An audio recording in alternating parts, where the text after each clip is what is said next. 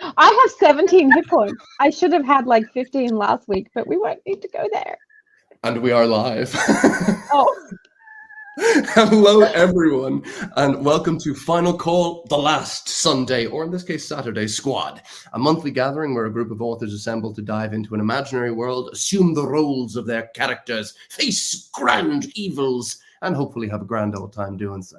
I'm your Fable Master, Jack Fields. With me is the marvelous Brian Nordon, the inimitable KT Hanna, and the magnificent Rachel Newkirk. How you doing, guys? I'm good. yes. I have new dice. That's all I wanted to say. We can end the session now. This is all I needed. I just needed to show off that I had new dice. They're very pretty. Oh, I dropped them. Almost Okay. as pretty as you. The compliments and the new dice. Take notes, guys. That's how you do it, KT. Well done. Excellent. Brian will not take notes. Lars No. got me a tankard. We did notice that. It's very attractive tankard. A tankard is more attractive than like Nice. any other compliment. We are not sponsored by Red Bull. Well, I've been working behind the scenes. We're sponsored by I makeup. thought we went with Monster. and Monster Oh, no. and energy drinks. We're sponsored by just the concept of unhealthiness. At this point, let's do a very, very brief recap, and then we'll bells. We're gonna clang in like marvelous jangling bells into the session itself. And we have a marvelous guest today, Michael Chatfield, who's going to be joining us very, very soon.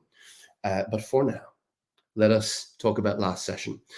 We had a guest appearance by Andrea Parsino playing as Manny, the cat who, through the magic of the blue fairy Geppetto's device given to these three marvelous puppets, made by his hand, crafted to be his children, the blue fairy summoned up from a cat called Midnight, this figure, this Puss in Boots-esque effigy called Manny the cat.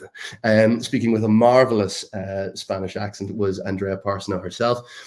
With her at your side, the party embarked upon two side quests, leaving off the attack on Castle Sweets and the Goblin Queen Bargnot and her Goblin Horde for another time.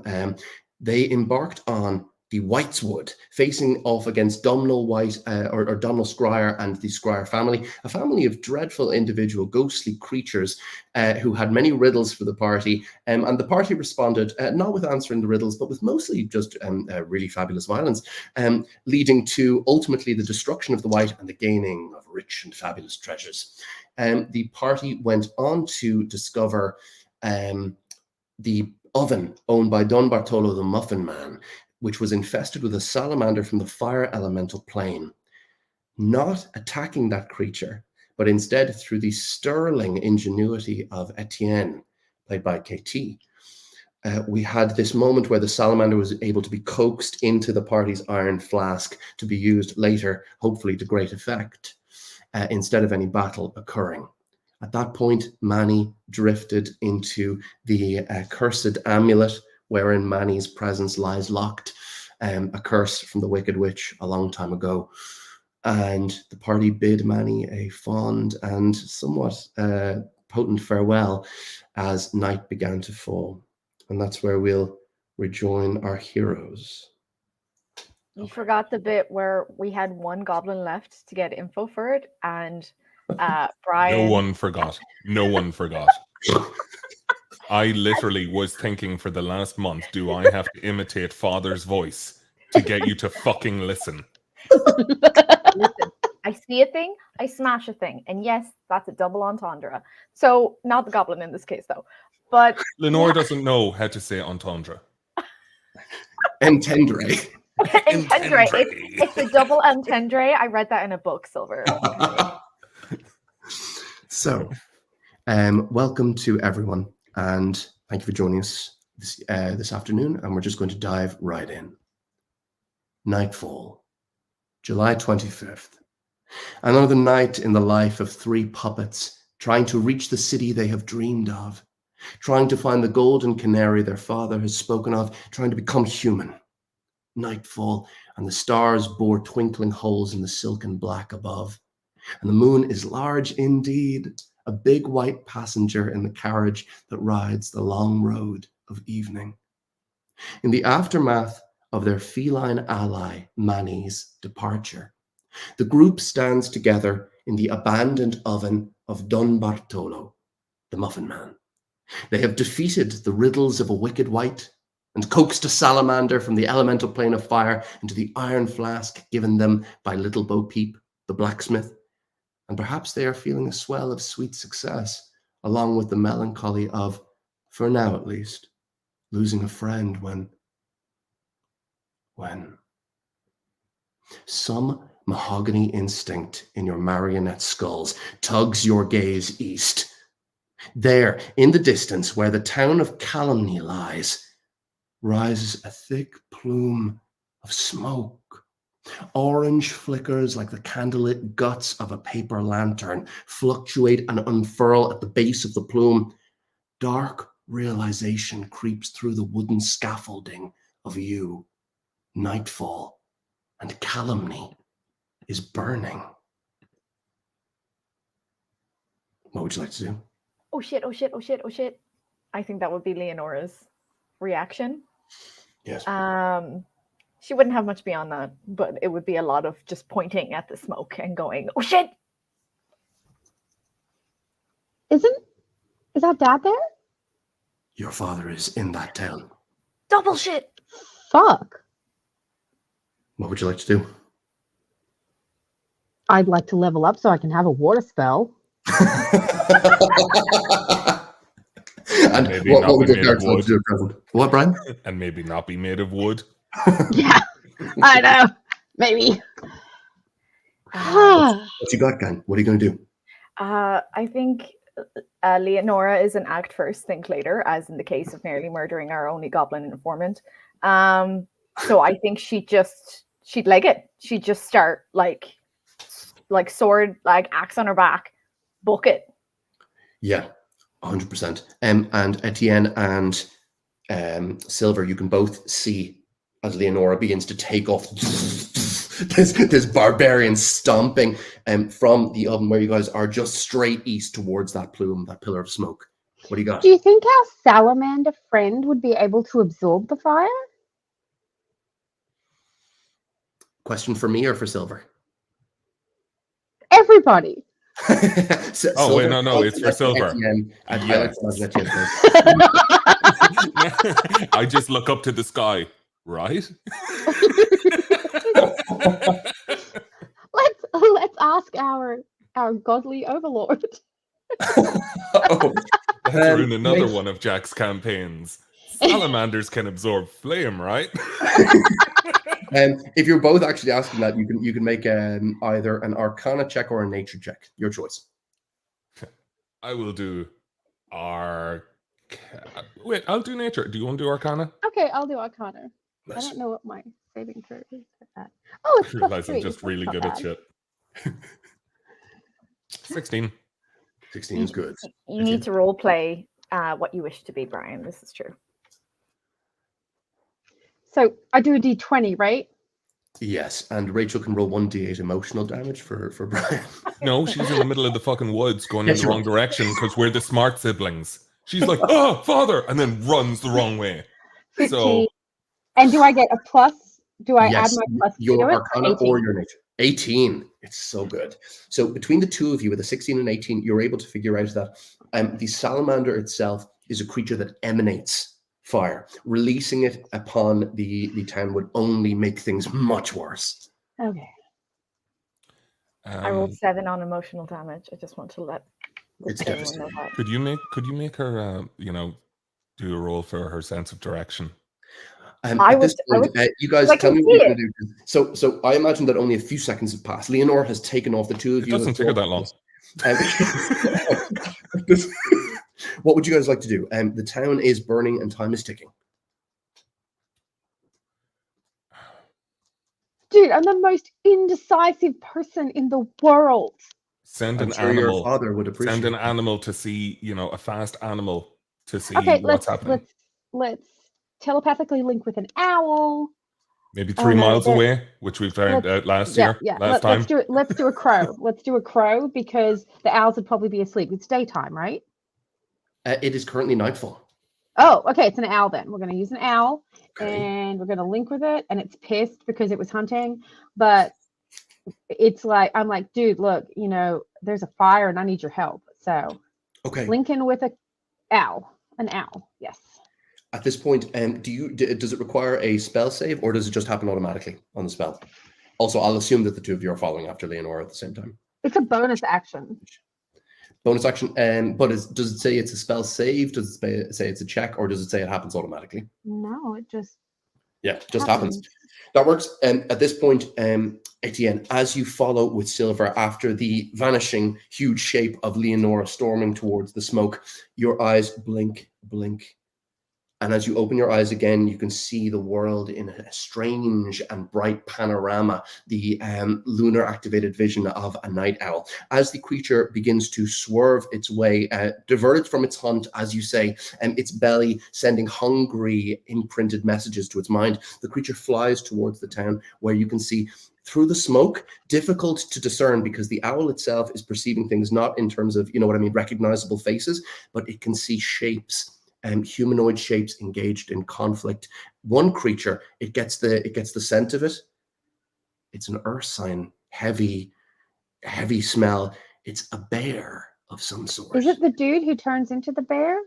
You think Aetiyen, with your brilliant character's mind, I think that you could deduce it's Ernest Jamhorn is his name. And at this point, Rachel's friend, Leonora's drinking buddy. Gang, as we enter into this, as you're making your way back, because you guys have done the side quests, the Whiteswood and the oven, this moment here is where things culminate in terms of potential consequence that can be avoided. We're going to enter a skill challenge. Take a look at the list of skills on your sheet, from athletics and acrobatics all the way down to the persuasion intimidation. Pick those and think of ways that your character could really quickly, as quickly as possible, make your way to the town, thinking of the different obstacles along the way. The skill challenges will get harder and harder as we go along. And just to tell you that you need 5 successes, and with the 5th success, you'll reach the town. But with each failure, the consequences are very dire.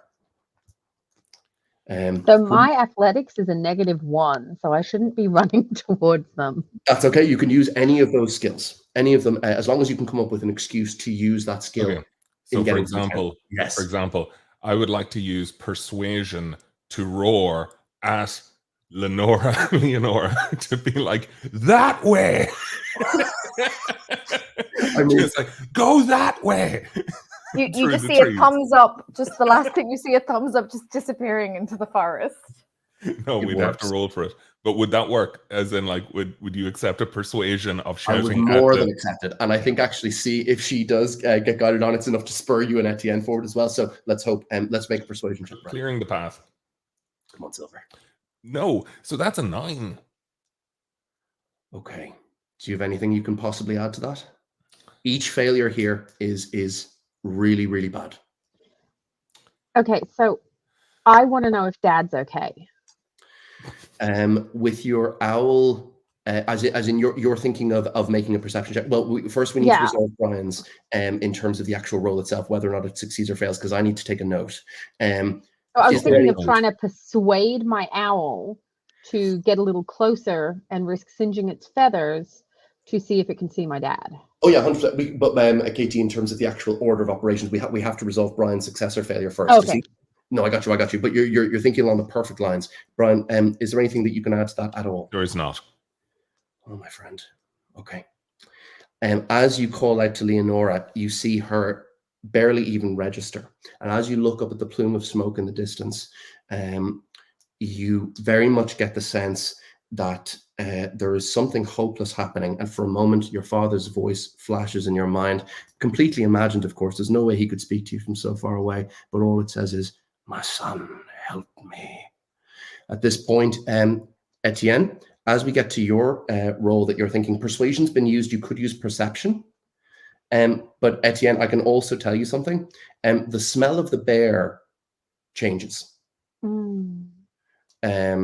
Something happens.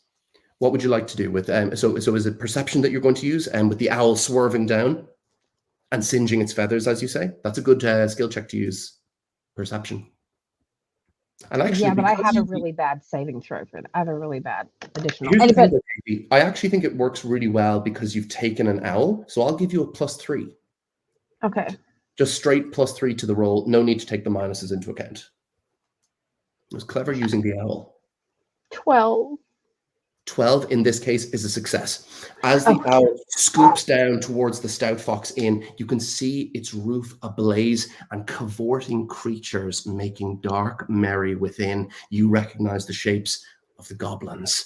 You can see what looks like hunched behind an enormous ursine figure that seems to be slumping is the figure of your father. And that moment inspires you to move quicker. Now, those goblin fuckers are going to pay. Yeah, 100%. No, I've got you. And also, you're aware that they're singing something, but the owl can't actually even register the words. It's just moving through its head. Now, we're on to the next roll. So I think Rachel, thank you, Mr. Owl. So I rolled because I was feeling so tense I couldn't deal with it. So I got a 15 plus 3 in my athletics. So that's 18. Oh, it's such a success. Leonora, spurred, full of urgency, you cannot be stopped. In fact, at one point, a tree has fallen in the path. You run directly through it, spraying splinters of wood in every direction. And all of you can see that happen. And Rachel, take a D4 inspiration dice for your. Oh, thank you. Guys, don't forget, we still have a 1d4 from Andrea last time, her Bardic Inspiration. She gave us one last thing of Bardic Inspiration. So thank you for that reminder now. Oh, you're welcome. Ryan, so, wait, I wanted to do a second thing, actually, as I'm yelling. Shoot. So I'm running, and I'm thinking of how helpful Manny was last time. Much more helpful than, say, Silver. So I'm charging down, and I'm just screaming. Leonora forgets. She can't remember how Manny showed up. She's not the brightest, bless her heart. So she's just yelling like, fairy, sky fairy, red fairy, blue fairy. She's just like, okay. And Leonora has the blue fairy, right? So it comes at this point. Yeah, I think in the middle of a skill challenge makes sense to me. So as the blue energy of the fairy, you say that you're kind of swarming through the ideas. Very blue, and as soon as you say blue fairy, delicate blue wings in slow motion move past your field of vision and then wink out. And apparating by your side is a figure. Yeah, you can see. We have welcome to Michael Chatfield, everyone. Michael, what does Leonora see appearing next to her? A man in a bathrobe falls out of the air to land right next to her. But she's like fucking. Well, this isn't my bathroom. I'm not sure what's going on, but I definitely didn't smell like that coming out of there. Okay. Casts minor illusion, and it now wearing a jacket made out of quilted materials, a top hat, and is just looking around being like, I don't know what's going on. I'm quite confused. There is Mad Hatter. Firstly, welcome. Then it is, you are inspired by what feels like a blue, bright sense of urgency. The wooden woman you just saw charging past you towards what looks like a village on fire, And you feel an urgency to help her. She's also yelling, fire, fucking help, which adds to it. Okay, so the comma would have really helped. So I'd be like, fire, comma, fucking help. The fire isn't going to help you. That's how you get fire elementals. Yeah, I'd like to thank my parents, Ayn Rand and God, is the famous misuse of the comma. Katie, you were about to jump in there? I was just curious because, I'm obviously a lot slower than my sister. Even with my whole, impetus to get there. Yes. Can you use, could we use insight to, kind of figure out what's happened and how it's all come to this and how we can defeat the little fuckers? I actually think insight is very useful here. And I think in terms of determining what happens to achieve exactly more of a push forward, it's a really clever use of insight. So I'm more than happy with that, Katie. More than. Okay. And I'm closer now. So I have my own ability to assess it. And also, smoke sucks. Just putting that out there. 100%. Lots of smoke. And Michael as well. After KT does her thing, we'll jump to you, and you can get a shot at the skill challenge too. 17. And I've got +3, so an unnatural 20. That's the third success. As you achieve a little more insight into this, what looks like a very obvious goblin raid upon the village of Calamy, the little town, it seems that there's utter bedlam has broken out. And that song is now coming on the whisper of the wind to you. You can hear it, that hideous, ghoulish goblin song insinuating itself into your ears. And your dad, your father, is in the thick of that. We've got to get there. At this point, Mad Hatter, what are you thinking? You can see the list of skills there, Michael. We can't use the ones we've already used, but which skills appeal to you? What I'm thinking is I'm going to jump on Jenkins and using dexterity, guide her by her ears or her strings towards the town. I think that's brilliant. So go ahead and you can use acrobatics for that.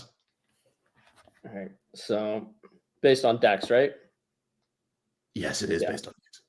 So dexterity 16, 7 on the roll, and nothing extra on acrobatics.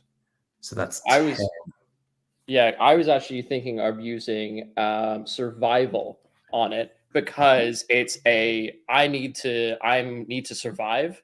I need to get out of this hairy situation, and I see a mount, and I'm a small little fella, and so that works well for me. What's the plus? That's +2. So that would be a 12 overall, unless there's something that can be added to that. Can I give him my bardic inspiration? Can I roll my D4 and add it to his? Both Brian and Rachel, I think on that one we're coming in there. You can both roll D4s. Perfect. Will you let me? Because when I fail my roll, I'll feel like it was like, oh, it's his fault. I think you both might be advised to do so in this case. Okay, I'll give him my D4. I got a 2. I won't. Oh, do I have to roll the D4 for him? Yes. Ugh. Come on, Brian. It's a 1. We saw that. We saw that coming. It's a 1. That's a 15. Should I roll mine too, or not? Do you think it's necessary? No, I think 15 is good enough. Your brother is coming up next. Who do you have more faith in? The little man that jumped on your sister's back, or your brother? Well, attempted to jump on my sister's back. We're going to see how well it goes. Oh, well, Silver has occasionally saved things. I don't know this dude from a bar or soap. He's not as cute as Manny was, so I think I'll just keep my D4. Fatality. In this case, for the fourth check, 15 is just enough to succeed. At this point, you bastard. Your bloody face, man. That was hearing the creature stomping forward below this Jenkins freight train. Mad Hatter, you actually managed to succeed in guiding her towards the town. She looked to be veering off towards a thicket of elm trees for a moment, but now she's back on course. At this point, you are 4 successes and 1 failure. This is the hardest check of all. Does anyone want to sweep in? Go on, Silver. Sure. Well, who else to save the day or doom it? So, if only we had a table he could fix. Then know he'd be in they're not going to fucking like me anymore. Okay, if whatever way this comes out, they're not going to like me anymore for it. So I might as well just come into this thicket and just be like, you know what? I'm the smartest guy in the room and/or forest. So I think I should probably just like have a look around. You know, I was instrumental with the Dullahan thing. So I'll just do another investigation. You're going to use thaumaturgy again? No, I'm going to investigate, like how I found out all that information that I wrongly, kind of presumed the wrong answers, but Jack helped me out.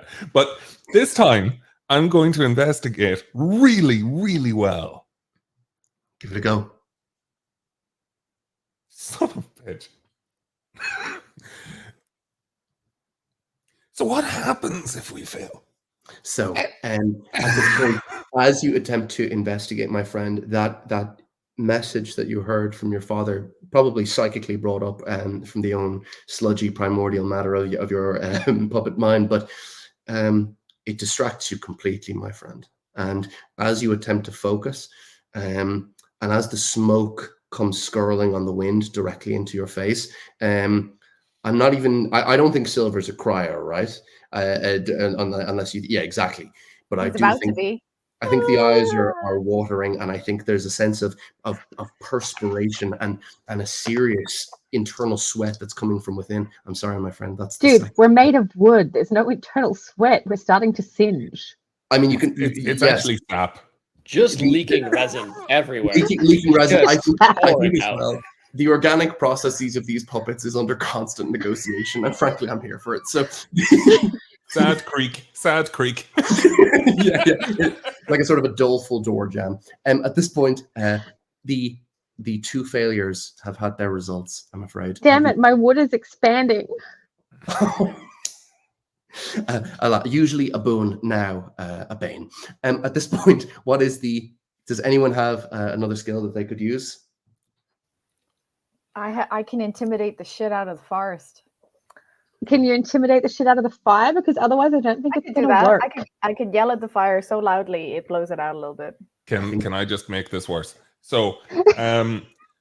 So I got an 11 on that investigation. Yes. But now that I've seen myself fail twice, I think that the one thing that Silver would do in this instance is think back to all the times he's failed and how he's come out on top. So I would like to use a history check to be like, oh shit. Let's think back. Let's think back of all the times this has gone to shit. Make a history check. Do we really want the guy who's failed twice to make a third fucking check? Not really. So that's an 18 plus 3. Hey! I don't have anything to add to that. Pondering your previous pains, you're able to summon. I'm really good at dwelling on things. Your friends, as you dash up to meet Aetiyen and the others, you're able to summon forth the will to finally succeed. All of you enter upon a scene of utter mayhem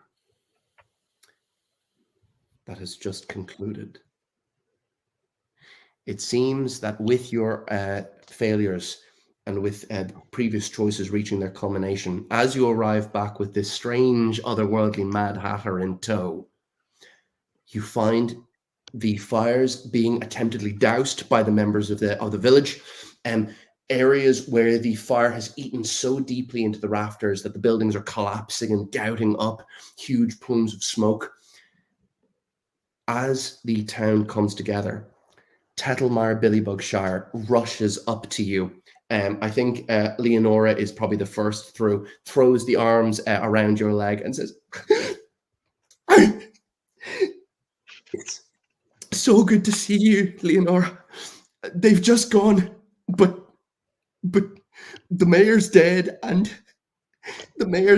Ernie's dying. Ernie's gonna die and I want to help him, but I can't. And my cat went missing and now it's back and I don't know what to do. I know a thing or two about cats. You can never keep them in one place, that's for sure.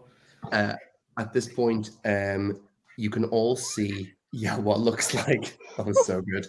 You can all see what looks like the distant, vanishing shapes of what remains of the Goblin raid party.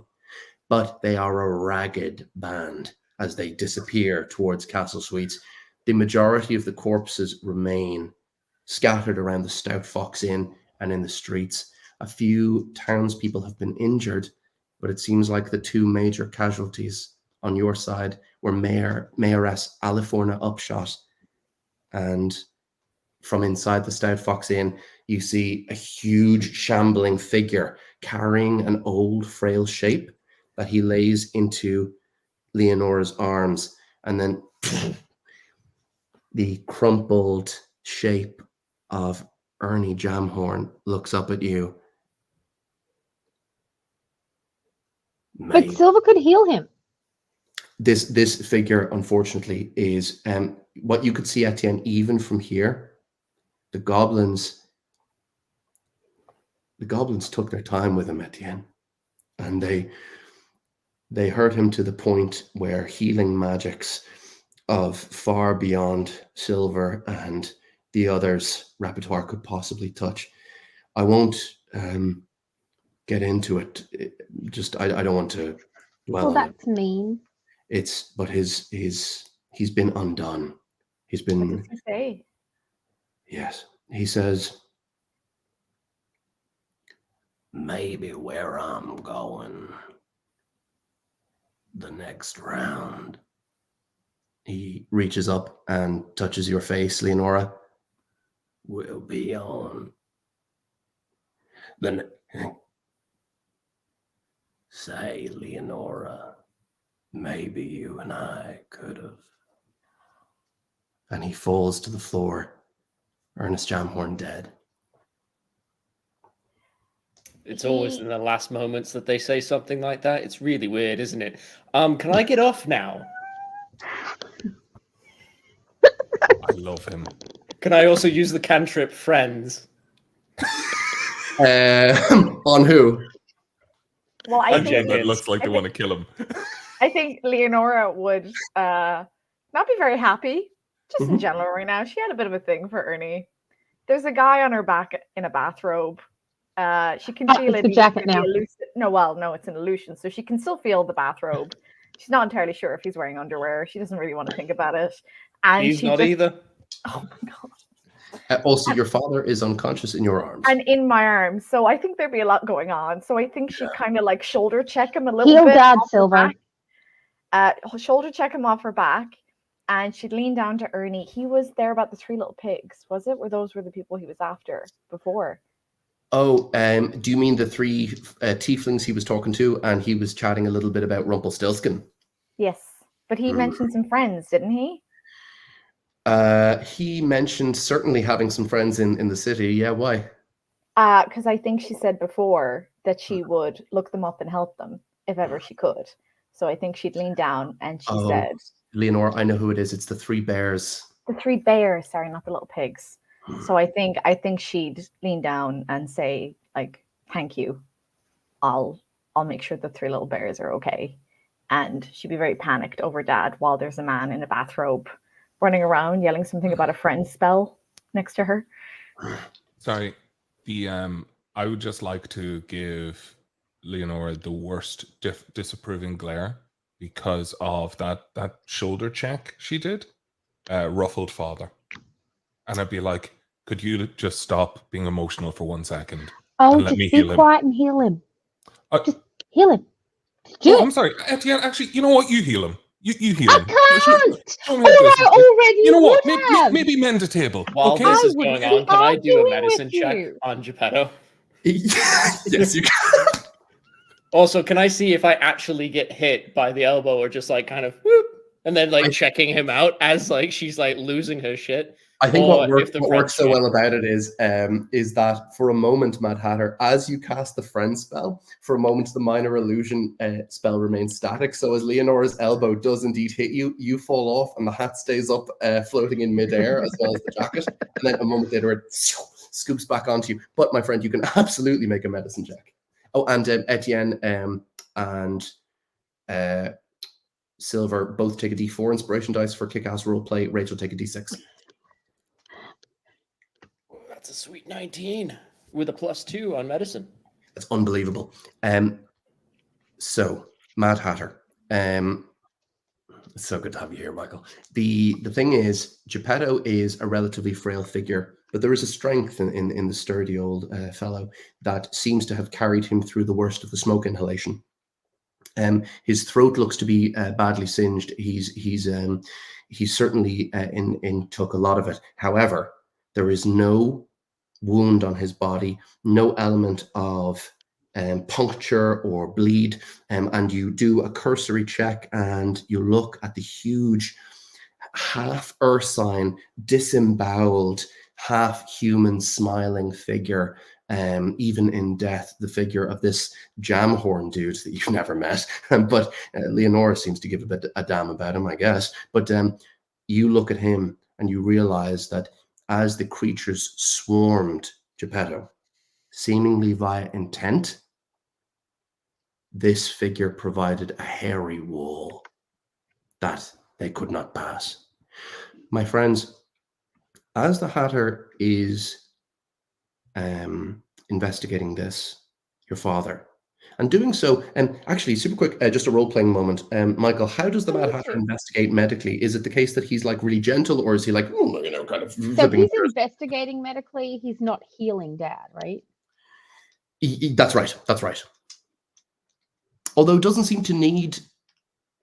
I think if you were to dump a healing spell, it might almost. I think he just needs like a rest and maybe he needs water as well. Like he needs to be hydrated. There's that water spell coming along there, Katie. How's that water spell coming? Don't fucking have it yet, do I? I'm gonna get one from Billy Bugshire.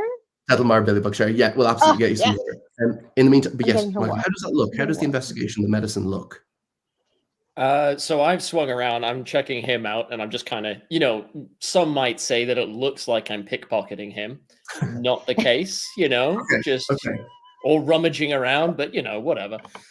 Get in there, just check it around a little bit, see that he's a bit parched, and, I did come through with a cup of tea when I was supposed to go to my bathroom and then ended up in this bloody place, so I just shoved that down his throat, shake him about a bit, and then he wakes up.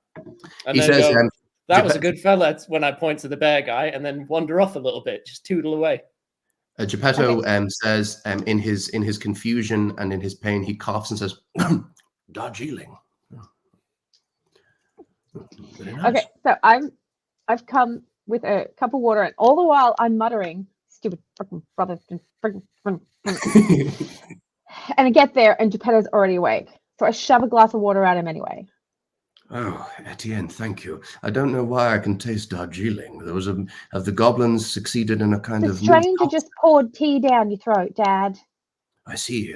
A stranger, not even your son, who loves you so much. Well, I love him too. Kids, what can you do with them? And he says, and I love you, Aetiyen. It's so good. You better. You worried us. He says, I'm sorry. He looks around at the town and says, one of them is still alive. He indicates what looks like a goblin nearby. My friends, as Geppetto indicates that, you can actually... Don't kill him, Leonora. Already gone. The goblin seems to be dying, but as it's you will have a chance to heal it if you'd like to in terms of interrogation. But as the goblin is dying, it seems to be leering in Geppetto in your direction and at the burning town itself. And it's singing a song. And Aetiyen, you recognize this was the song that the goblins were singing as they attacked. What the fuck is with these little shits that keep singing this bloody song? What is it? And you can even recognize a chant? Yeah, you think actually it's let me give it to you. O poxum town of knuckle-dragging folk, we come from castle suites with fire and sword. Our queen has heard of how you cracked the yoke of our dear brother Gretch, who we adored. So we shall serve to you what we have chewed, a ghoulish sandwich of bleakest despair. Queen Bargnot cares not for behavior rude, so scalp and stab and slit and burn and tear. And as for fires lapping scrumptiously, give us the wooden people and their kin.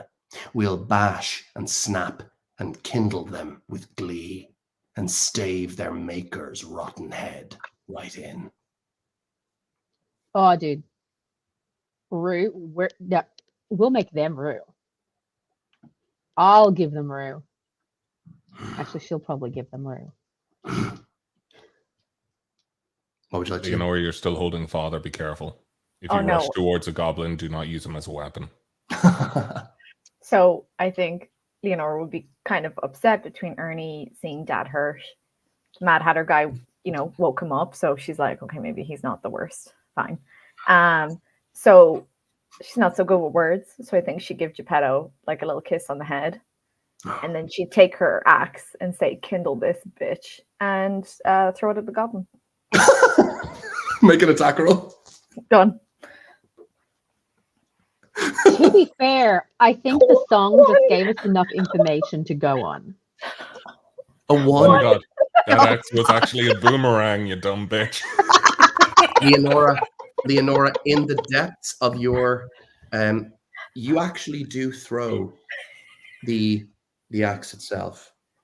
To Geppetto. The timing is off, and as you send the axe curling through the air, Geppetto's hand had come up to give you.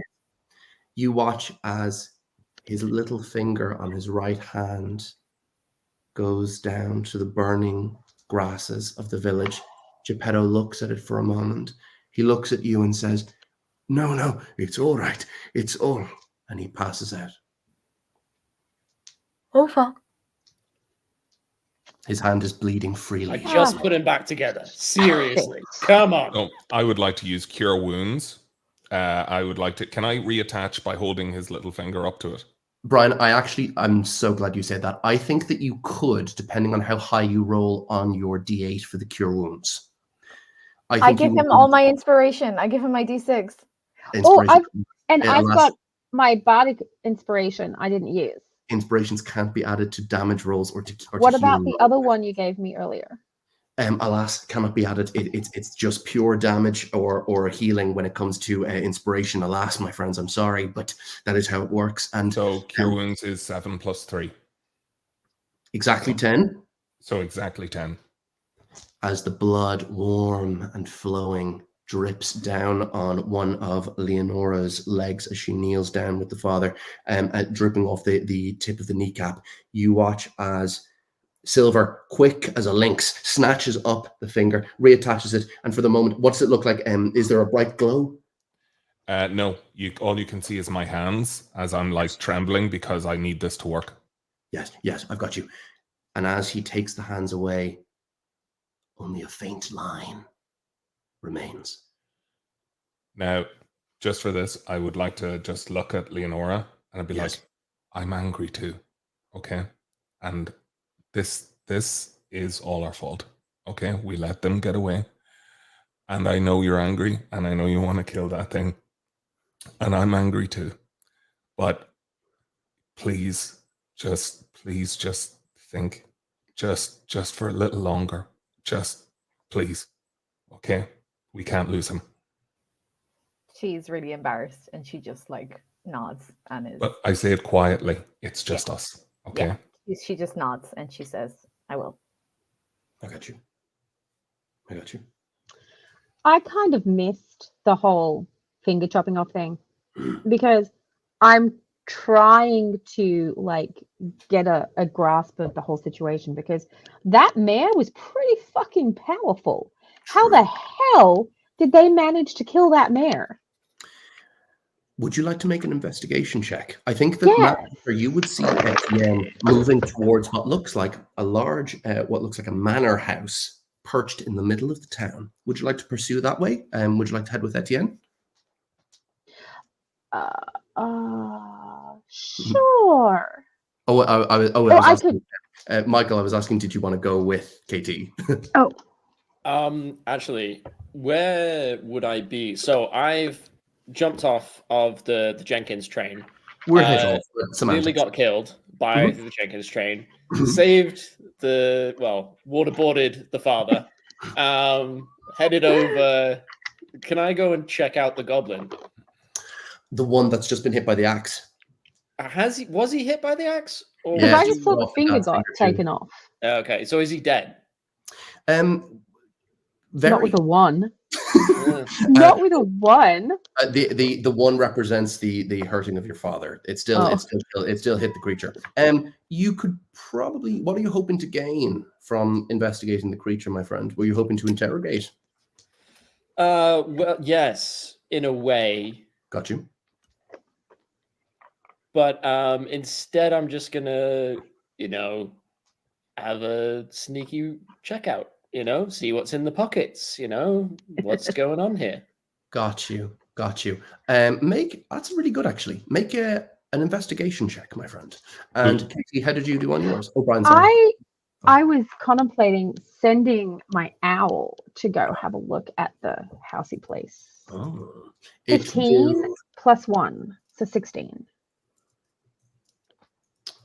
16 is okay. An owl's perception in terms of and the investigation of a human dwelling is not. I'll let you carry that 16 into you if you'd like to investigate the premises on your own. Investigate Because the owl would struggle, I think. I think the owl's feeling pretty singed right now. Might have to just let him go. Yeah, might have pushed that connection just a little bit. No, I got you. Brian, were you going to jump in with something, by the way?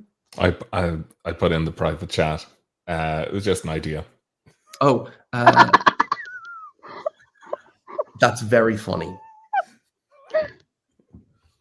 I'm not opposed to that. Michael, did you see that message? Yes, I did. Okay, so I have an intelligence of 10, and I rolled a 9. So let's see what we get out of that.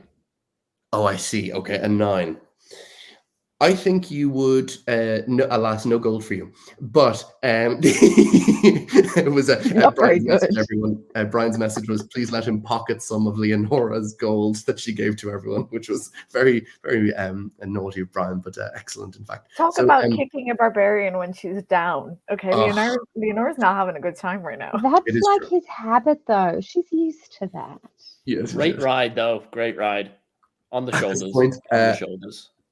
As the Mad Hatter says that, I think you would be able to find on the goblin, you'd find 4 copper pieces and what looks like a little note. I can read, right? Yeah. So as you, he's a Mad Hatter, not an illiterate Hatter. Yes. You should be sniffing these unguents, my girl. Woohoo! So, as you read the note itself, you can see that it contains a private message to this goblin that seems to be assuaging their feelings of fear around something called the Hot Cross Golem. The golem doesn't notice anything. Don't worry, we're going to be fine.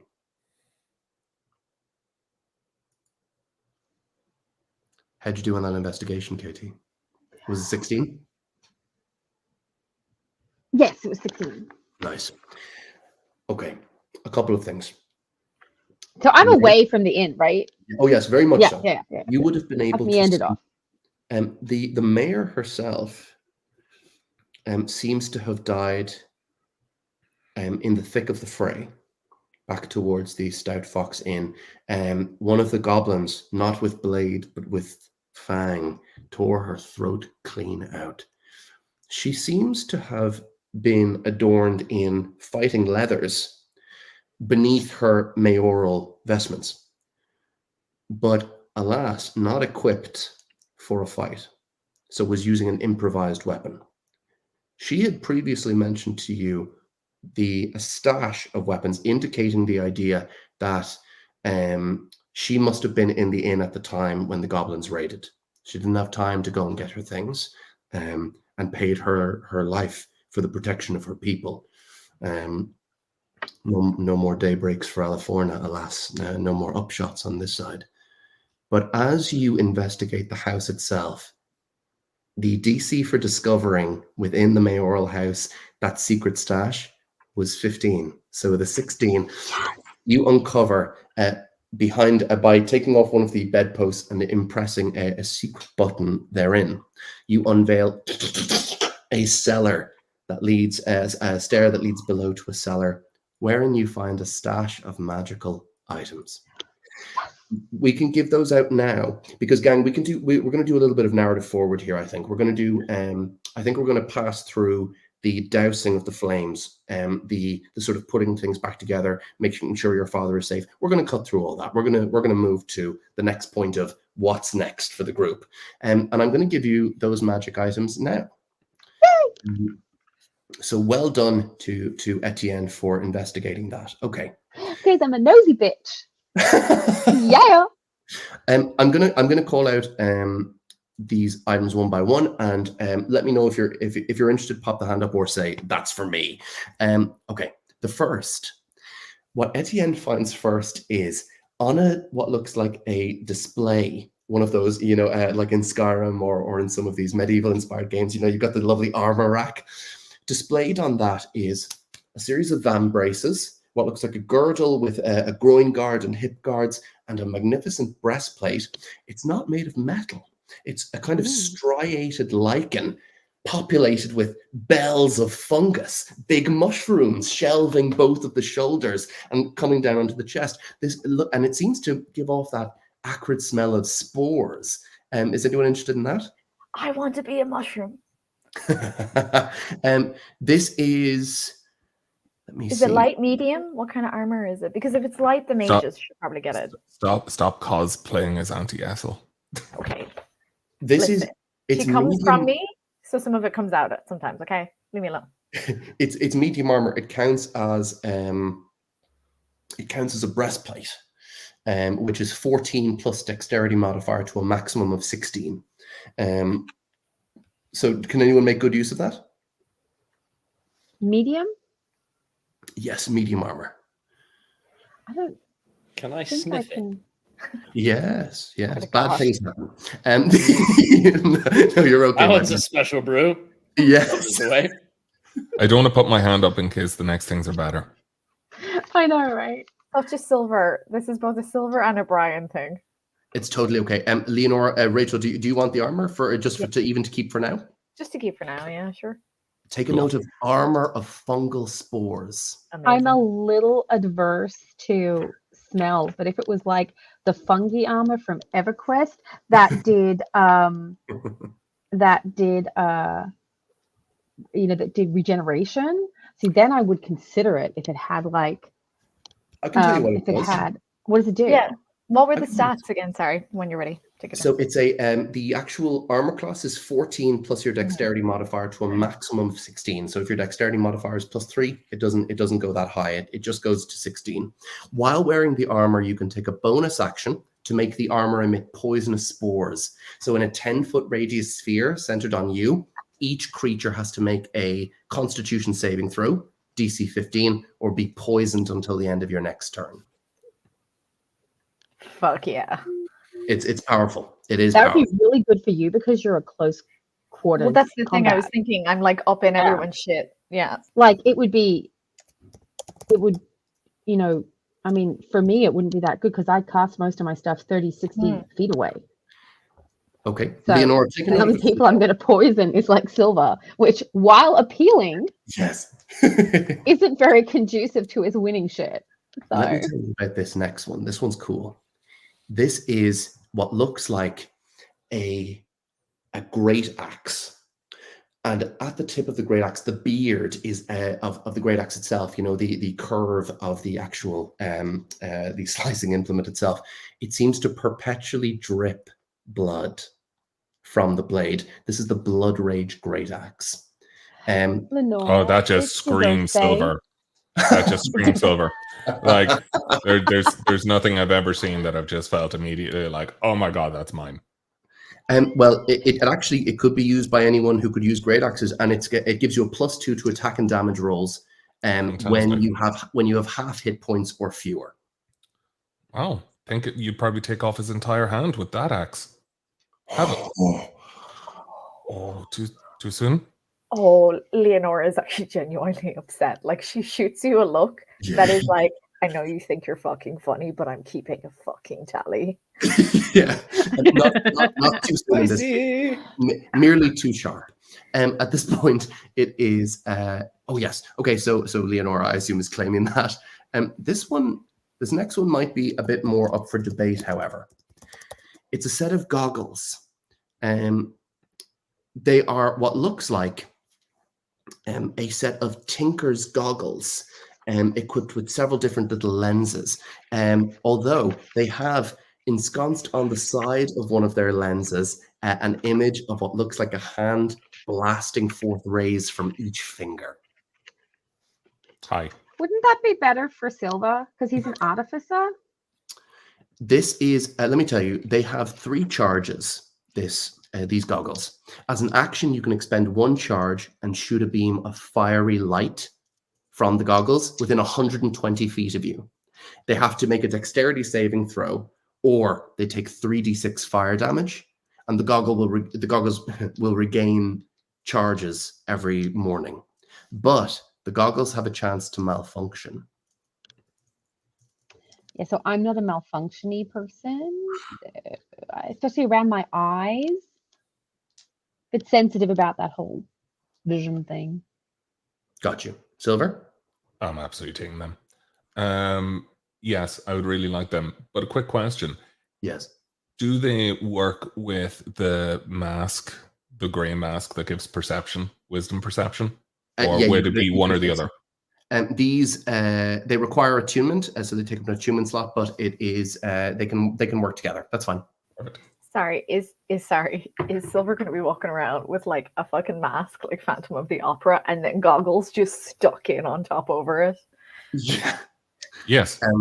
Like both the Phantom of the Opera and someone who wishes to go and observe the opera. So it works pretty well. At this Just point, makes you want to pull on it and just go. yeah. Boing. There is also If you do that, that's a friendship cantrip for Leonora. If you do that. There is also a sling. The sling appears to be labeled Sling of Giant Felling. Basically, when you hit a creature with this sling, that's a giant, with the payload from it, it has a chance to knock a giant prone.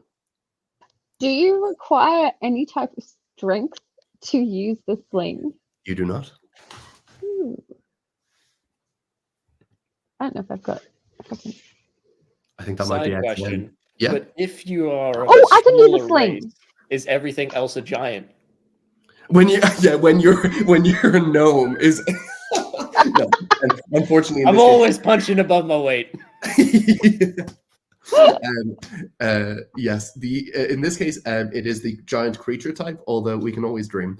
At this point, I can use a sling, so I would like the sling if nobody else wants it. Yeah, absolutely. Take note of the Sling of Giant Felling. Then, super quick, just because I want to get back into the action, we've got 3 different vialed within a cabinet in Mayor Aliforna Upshot's cellar. We have the Oil of Slipperiness. We have a Potion of Animal Friendship and a Potion of Minor Healing. We should keep the potion of minor healing for the next time that my sister accidentally locks something off. Wow, the hits just keep on coming. Okay, Whoa, she didn't know about that. She was far away. Oh, I didn't? Nope, you didn't Okay. see that. I was very quick, and the only person I aimed that barb at was Leonora. Oh, Wow. So it's like our little in joke. well, where I so the make shit of next her. time we accidentally injure Silver really badly. Ah, Cool. your kindness is boundless. I was going to say me and Ernie could have used that potion of slipperiness, but alas. So slipperiness, minor healing. If someone what wants was the to other kick one? me off the stream, that's I'm So good with the I love the friendship one. The animal friendship. The animal friendship one. Absolutely. I've got this whole vibe and friendship thing going with Animal them friendship anyway. obviously lets you cast the Friends of Animals spell, and the minor healing potion is just a little pick-me-up. And the Oil of Slipperiness, if you coat yourself for 10 minutes in it, you get the Freedom of Movement spell. It's a 4th level spell, very powerful. If you use it as a single action, it casts grease. Ooh, can you an use area. it like when So- you're fighting fuckhead goblins so we can make them slide everywhere and lose control? You could absolutely use grease in that regard. That might come in really handy. And it's very flammable. KT. Correctamundo. My friends, without wishing to get delayed in the dissemination of magic items, equipped with this new lot, what is the group's next point of focus? I'll say at this point. I'll say at this point, as the group accumulates, I think the night is getting quite old now. I think it's past midnight. I think the fires have all doused. Arrangements are being made. Everyone who can has gathered at the Stout Fox Inn, which was one of the areas most heavily affected, and yet that area which people have rallied to most. People settling the tables and tucking in the chairs and sharing now a drink in the unquiet hours following the raid. People don't really talk much at this time, despite the fact that Little villages of this kind are usually thronged with gossip and rumor. People seem stunned by what happened, and eyes keep straying to two sets of chairs, one owned by a certain mayoress of this town, the other by a hairy, sweet-talking fella who just wanted to do some good before he died. Well, all I'm thinking of is that we have to go fuck those goblins up because they've just, like, first of all, there was the sign that attacked us that Leonora had to kill. Okay. And then there was them attacking the inn. And they just keep getting in the fucking way. They ambushed me after I befriended a freaking salamander. And then they put my dad in danger and killed Bear Man, who was awesome. This is not good. And I'm extremely upset, but we should rest first, stock up, and leave. That's So Aetiyen's pissed. I would like to sit beside Bo Peep if Bo Peep is in that clearing. I think she is. I think she's hunched. She's an enormous figure, Bo Peep. Absolutely, like her arms are like a bunch of iron balls in a sock. She's and as she sits next to you, what do you say? I say, I know now's not the time. This is a time of mourning. But I wanted to let you know that we got the fire. So we got the fire, like we have a salamander. We have its power. We found some, magical stuff. And like tomorrow, if you're feeling up to it, I hope you'll be able to help us in, putting something together that will help us in this fight to fucking rid this place of those fucking goblins.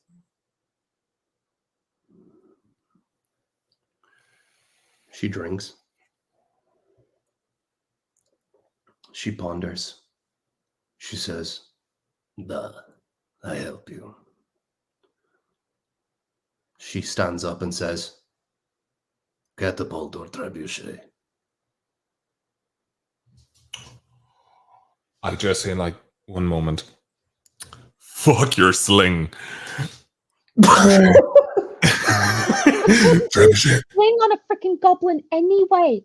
It's for giant slaying, you giant moron.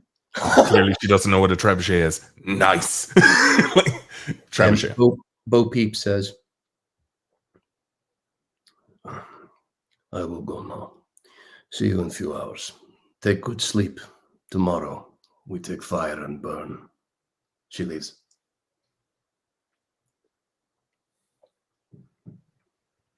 Shoot. I was going to say, Leonora she's not had a good day. And she's kind of looking around, and then she turns to the Mad Hatter and goes, "Wait, hang on. Who the fuck are you?" So do you like hot cross buns? Because apparently this goblin did. Something about a note. Probably not the best for you. Who can read? You with the brainy thing. Here you go. Me? And then off he pops to go chase down Bo Peep Okay. with a Hilarious. little spring in his step. Hands Okay, you. so I have the note now. Yeah. As Okay. you get out. Yeah. Sorry, Aetiyen. What were you about to say? Oh, I have the note now, right? That he took from the goblin. Oh yeah. Okay, and what did the note say again? Something about a hot cross golem being potentially onto them, but that no, it's sorry, Brian just posted in the private chat. Mad Hatter is going to do some giant slaying. Very bad, very bad. So, Aetiyen, you can, as you read, you can see that this is one person consoling another person. The hot cross golem is not onto us. It's going to be okay. Okay. One goblin to another. And is that something that we can like combine with the knowledge from the weird ass chant they were doing about killing everybody we love because they're upset that we killed some of their goblins who were attacking us anyway?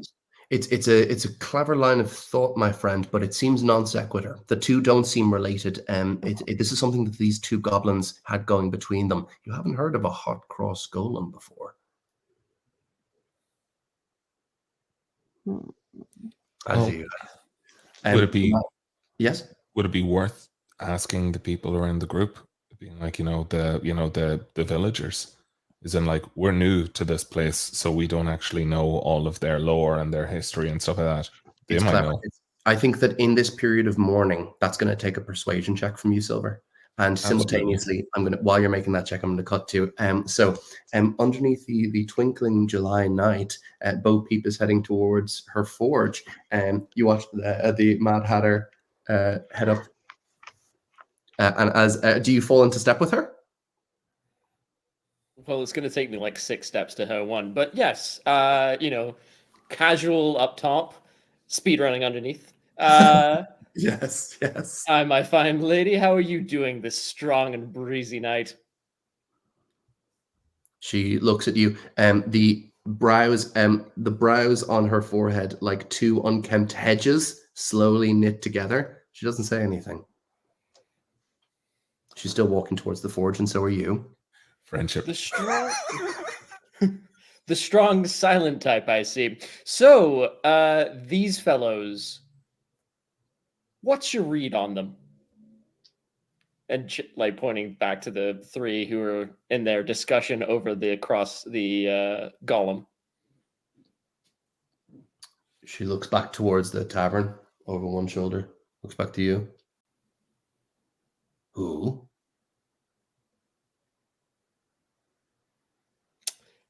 The puppets? They seem friendly. Who are you? Well, I remember a commission that came round here some time ago. The Mad Hatter is getting deeper, darker, and dangerous. A set of daggers, if I remember. A set of daggers for a girl. You wouldn't not happen to know where those came from, do you? Who was the girl? Sometimes she went by many names. Sometimes she went by Alice. Her face changes completely. She stops. Hatter, I think if you were to see her big hand coming towards you, not with attack, but certainly with some form of menace, what would be your immediate reaction? Would you let it happen? Would you fight back? Would you recoil? What would you do? Burn it with tea. Spell, half conjured, in hand. I'd hold that hand. She keeps going. Do you cast something? How Doesn't seem close to be is it? attacking. Really close. Seems to be about to wrap around the scruff of your chest. Again, Holding not still. attacking. Did you cast something? Sorry.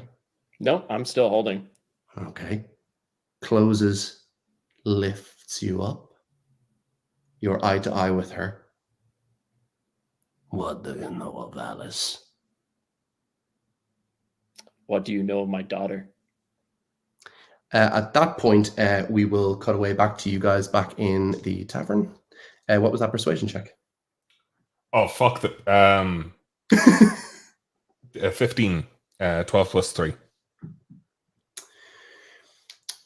15 is actually a success in this case.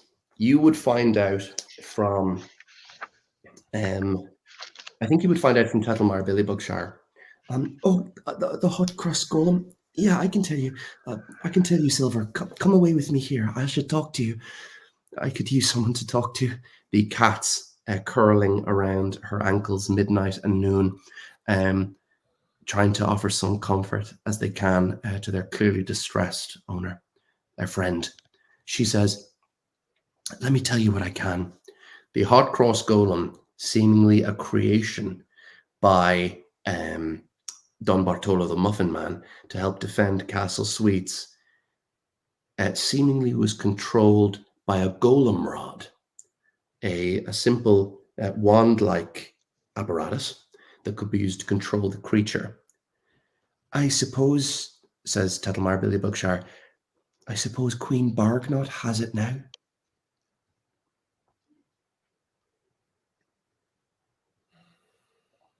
Okay. So, but we're not with them, so we can't hear what they're talking about. Is that correct? So I think Aetiyen and Leonora, I think if you chose to, you could kind of listen in. So I'll leave that up to you. Okay, I'm nosy bitch. So yeah. That's okay. So just from this though, I'd be like, that's really interesting. Because as an artificer, and as someone that's going down into the kind of like the Steelforge route, I'd be like being able to control summons, control like created creatures. I'd be like, this is very interesting to me. I've got Because you. I'm like, I wonder, would it be possible to create an alternative one that could confuse, that could create something that, so, because I haven't made my Steelforged yet, and I've been researching this in the back of my head, like, because I'm level 3 now, I'm like, this is my next path of being an artificer. I was going to wait with Bo Peep and like see if I could make something cool, but this makes sense. What if I was to try and take over the golem? Well, admittedly, he's probably a bit jealous because I got the salamander. So I think that you could. I think that you would need to speak with your dad. Your dad is, as you know, he's a genius of craft. But I think between the two of you, if you were willing to, Brian, I'll tell you what, if you're willing to take a level of exhaustion and skip the long rest that your Absolutely. party members will enjoy, the level of exhaustion will give you disadvantage on ability checks into the next day. That will If you have do no that, impact. I'll give you a check with advantage if you're working with. I'll give who's you. about to go and kill the goblin freaking bitch? It's fine. He's gonna fuck up either way. It's all right. Oh, We that's a got good this. point. Yeah, Yeah. And Good point. Brian, this will be you've made your point. it's a sleight of hand check with advantage. Or you could use Arcana. You could use Arcana, and you have advantage on the check. While you make that, Michael, let's chat you and me for a moment. With this interaction with Little Bo Peep, do you want to play it out, or do you think that that's a moment that we could leave it on? Because I can give you that which you have asked for, or we can play things out. Is this something? Is this backstory something you'd like to talk about with the group or with Bo Peep? I think maybe what works better for you. I think that the information is going to be off screen. Yes. And we'll see later on how it goes. Also, because then we don't take away from the main quest and what's going on there. Mad Hatter, I think during the wee hours while everyone is there, he went away whistling perhaps a tune or humming something after Bo Peep, and seems to arrive back sporting not any sort of conquest or sort of amorous thing, but two knives he didn't have before that glow with an eldritch black light. Sorry, side note. I fucking love this. That's a side note. Second thing, I think Leonora would spot the blades and realize he hadn't had them before. Yes. And would just be like, "Where'd you get those?" Bo Peep doesn't really give stuff out for free. I thought Leonora would still be like, "Who the fuck are you?" Oh, and as well, just for your information and to give some info here, Michael, Bo Peep is her sister is a certain young woman, perhaps now grown, with lips as red as blood and skin as white as snow, who has gone on to be a big figure in the city. That's how you might recognize that. So Leonora asked this question of you, Hatter. A man never reveals his secrets. And also, why was it the daggers, not the pants? Come on, look at these things. They are excellent. It took me all night to stitch these together. I don't know whose sheets they are, but they're not finding them today. Oi, those are my sheets, says someone. Cast minor illusion. I could have sworn. Don't worry about it. It's been a hard night for everyone. Oh, I suppose so. And the two gentlemen head back. Smoke. It's the smoke. It gets in everyone's eyes. I Don't suppose you're worry right. about it. I must go home and investigate my sheets. The lack of oxygen in your lungs. At this We should point, be leaving soon, right? You've got things to do, and I've got an adventure to follow. Yeah. I think Leonora would just go, "Do you know what? I got to fucking bed." Just like walks off. She's like, he had no underwear on. There was I don't know. I just need to go to bed. I cut my dad's finger off. It's not a good time. Okay. Does anyone have anything else they'd like to do? I know Silver's doing his thing. Does anyone else have anything they'd like to do before sleep? Oh no, I want to sleep. Yep. Get all my shit organized All your and spell slots, everything. fuck those goblins up. 100%. I've been wanting to do this since like day one. So finally getting to fuck those goblins up is like Etienne's jam. Let's go lay siege to Castle Sweets. Let's do it. Two things. Silver, what did you get on that check? So I got 19 plus 3 for 22. And then on the D4 of inspiration, I got another 3. So that's 25. Because if I'm going to be rolling, and this is my last ever roll, and as proof, I sent it in our like group chat on Facebook because I was like, "Oh my fucking god!" Like, you probably, if you go back, you'll see my face be like, "Ah!" The other one was like a 12, but this was like, thank you, advantage. Okay. As your father lends some insight into the schematic initially, and then pats you on the shoulder and says, "Now I am to sleep. But, my son, you'll do very well. I trust you." As you work into this, Silver, the long hours of the night whittle away, and you, at the schematic itself, whittling away down to the finest nucleus of thaumaturgic energy that you can, until you have an elongated wand into a rod, a full staff-like apparatus that you think, with a hope and a prayer, might actually be able to disrupt the signals from a golem rod. It remains to be seen, but it looks really good. You did it. As dawn's light creeps, at first cold and then golden warm, through the cracked and smashed windows of the inn, Leonora is first to wake. Leonora, one small image that perhaps will remain with you for the rest of your life is that in his sleep, your father turned over and placed upon your hand his own, which had been recently mangled and then set right, as if an unconscious will to show love to his daughter, who he knew did not mean to hurt him and who he loves still. Why are you traumatizing me? Like, we're only in the third fucking session. Like, why are you It's doing his this to job. me? I'm gonna have lifetime trauma in the game and in real life from this one fucking natural one. Okay. Swear to God. And as you gang wake up together and head out. Before You that, can- could I just Yeah. quietly, so I pass Silver, who's playing with his funny wood over there. It's getting bigger. Nice, good stuff. And go find. It's the only time Geppetto. anyone's been impressed by his rod. Yeah, it was very sarcastic on the way through. I'm Just so in like- the zone, I don't even hear you. And the master is at work, so yeah. And I say to Geppetto, he's gonna poke out his eye with that. Well, I guess it's a bit of wood on wood action. Anyway, so I was wondering about which area was he in the city before he escaped? You say that to Geppetto?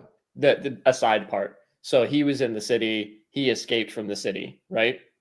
I was in their dungeon that they put me into a cell where I was imprisoned for so long I cannot even remember. But with help, I was able to escape. And my question to him, but how would you get back there? So I'm trying to unravel the method that he actually escaped to, and like get that information. We can do this off screen if need be, just because I know it'll probably be quite a bit. No, he's able to. Yeah, I think that. Oh yes, I know exactly what you're doing. Clever. Myself and Michael we've had some chats about his character. Geppetto looks furtive, looks towards the blue fairy, fluttering its wings upon Silver's knuckles before it dissipates into a blue mist, looks back at you and says, perhaps we can talk, you and I. There's a few hours before my family sets out upon their crusade. If you are their ally, then I'm yours. Let us have tea, perhaps not Darjeeling. And as he heads towards the counter, the two of you are able to head into a conversation. At this point, my friends, we can head off upon our thing. You've all attuned to your magic items, by the way. So you have full access to them. You've got all your spell slots, full hit points. Let's do a siege. Okay. I need to give you a little bit of insight as to what you're looking at. Last thing, with what looks like a very, very small model of a trebuchet with a small brace that intends to be wrist mounted. That has been placed next to a little mug for silver, with just the words "burn" on it, just the word "burn," and you can see what looks like around a little tiny arrow on the trebuchet. It's so small you can't imagine what this could possibly do, my friend. But it's little Bo Peep, so perhaps it will have some use. Tied around the arrowhead is what looks like a little white sack around the arrowhead. So silly, but it smells of cordite. Which smells like. Which is the aftermath of a gunshot. Guns not necessarily a thing in this world, but hopefully a useful aromat. Ryan, I swear to So God. good. Yeah, I didn't ask the question because I knew. I'm sorry, I'm an artificer. Black powder isn't necessarily. Smells like your last night. God damn it! So at the Too soon. Too soon. Oh, God. At this point, my friends, any preparation you'd like? Would you like to cast any spells on yourselves, or will I just give you a description of Castle Suites as you approach? Yeah, I see y'all looking through your stuff. Yeah, and Leonora's like, I'm we're all like, I got rage, and that's all I have. So, Both Do we need- emotionally and as a move. That's what I have. yes. do we need anything like dark vision or something in the forest, or not? Should be okay. You're making your way there in daytime, but you could assault the castle at night should you wish. Whatever you wish. Okay. Well, then I Um, don't need to cast that on myself if we don't I need got it right now. I got you. because I don't want this to be a hilarious fuck up in the future, I cast Identify on the thing Bo Peep gave me, so I know exactly how to use it. Which he needs to do with disadvantage because he didn't sleep. No. Identify is a ritual spell. Oh, never mind. Clever. Never mind. You think that there's not much in terms of magic to this, other than what looks like a super, super intense version of the reduce spell. So you think that releasing the payload from the trebuchet might remove the reduce spell. And it's attached to me. The payload is not. The trebuchet is. Okay. Also, I'm a child. You said payload, and I went. Yeah, no, I mean, I thought it. I thought about it in my brain, but wasn't going to say it. So at this point, Rachel's on mute. So at this point, let me describe Castle Suites, and then I'll give you guys a second alone because I need to run to the bathroom and to plan your mode of ingress. How the fuck A you're good going to dungeon master would hold it. Okay, well, so at this point, okay. Here's a little bit of fiend. Honestly, go back on mute. So at this point, okay. With strong murmuring current, dangerous bioluminescent inhabitants, and hidden rock formations that sit like jagged assassins under the surface, waiting to snare and slice unwitting swimmers, the Baker's Fork River, now renamed in Queen Bargnot's honor, the Green Fork, represents a point of culmination in the countryside. Past that river, it is whispered excitedly and with no small hint of dread, and one moves further on to places like the Fens of Fire, the not quite yellow brick road, and north to the city of fables and fabulous things, to Geste Lipo. Yet passing the river has become impossible. The crossings lie in ruins. Only one remains, the old seat of Don Bartolo the Muffin Man's power, now the domain of goblin kind, Castle Suites. Fjording the sparkling water, the drawbridge and the castle loom upon a natural rise of witchgrass and white-flowered timothy. First your eye is drawn to the caramel barbican, the portcullis, the gate beyond, and the dual fortified towers pitted with arrow slits, all a rich yellow-brown color, all profoundly sticky and almost toffee-ish in fragrance. Speaking of, the toffee parapet and commons run the length of the castle defences, the merlons and embrasures hammered and lined like sweet stone.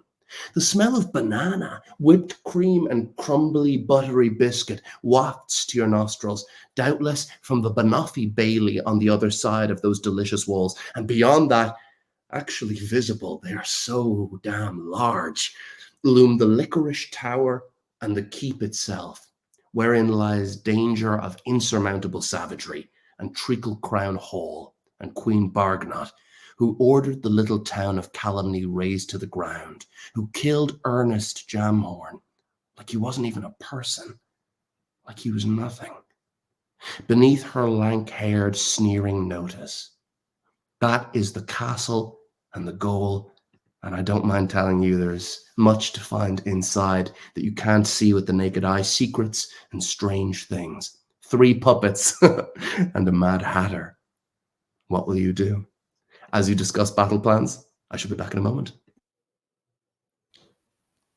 Okay, so while he's gone, how can we make this as terrible as possible when we go in and make it derail all his? How do we derail his entire campaign going in? By not going in. Oh, Trebuchet. can you imagine? Do we have Literally, any? trebuchet. Like, it has range. Oh, that's true. Do we have like anything that we can like set on fire to fire with the trebuchet? Like, so Oh, that's could true. we? have ammo for it? Maybe Could we that's like what- Molotov cock? Could we like what is it? Molotov cocktail? Could we like Molotov cocktail through like the arrow slits? Oh, trebuchet to launch the Mad Hatter. Damien, that is interesting. I think we should send I Leonora think we instead. She's Think so how much rage. faster your axe will go. I swear to God. Honestly, you could probably convince her with that. Well, Mad Hatter. dexterity's not that bad, actually. So, you know, I like feeling a bit of, I guess, rapidly accelerating and enlarging ballista between my legs. But, you know. Hi, I'm just back. What the fuck? So just a Tuesday, then? Just a Tuesday for the Mad Hatter, I think. You know. So, gang, are we ready for our attack? Can I have some questions? Oh, yeah. Based upon my knowledge of fortifications, how do I assess the place? Depends on what you're trying to find out about it. Weak points, opening, shadows, and mystery. Tasty. You could make a perception check to try and gauge any possible weaknesses.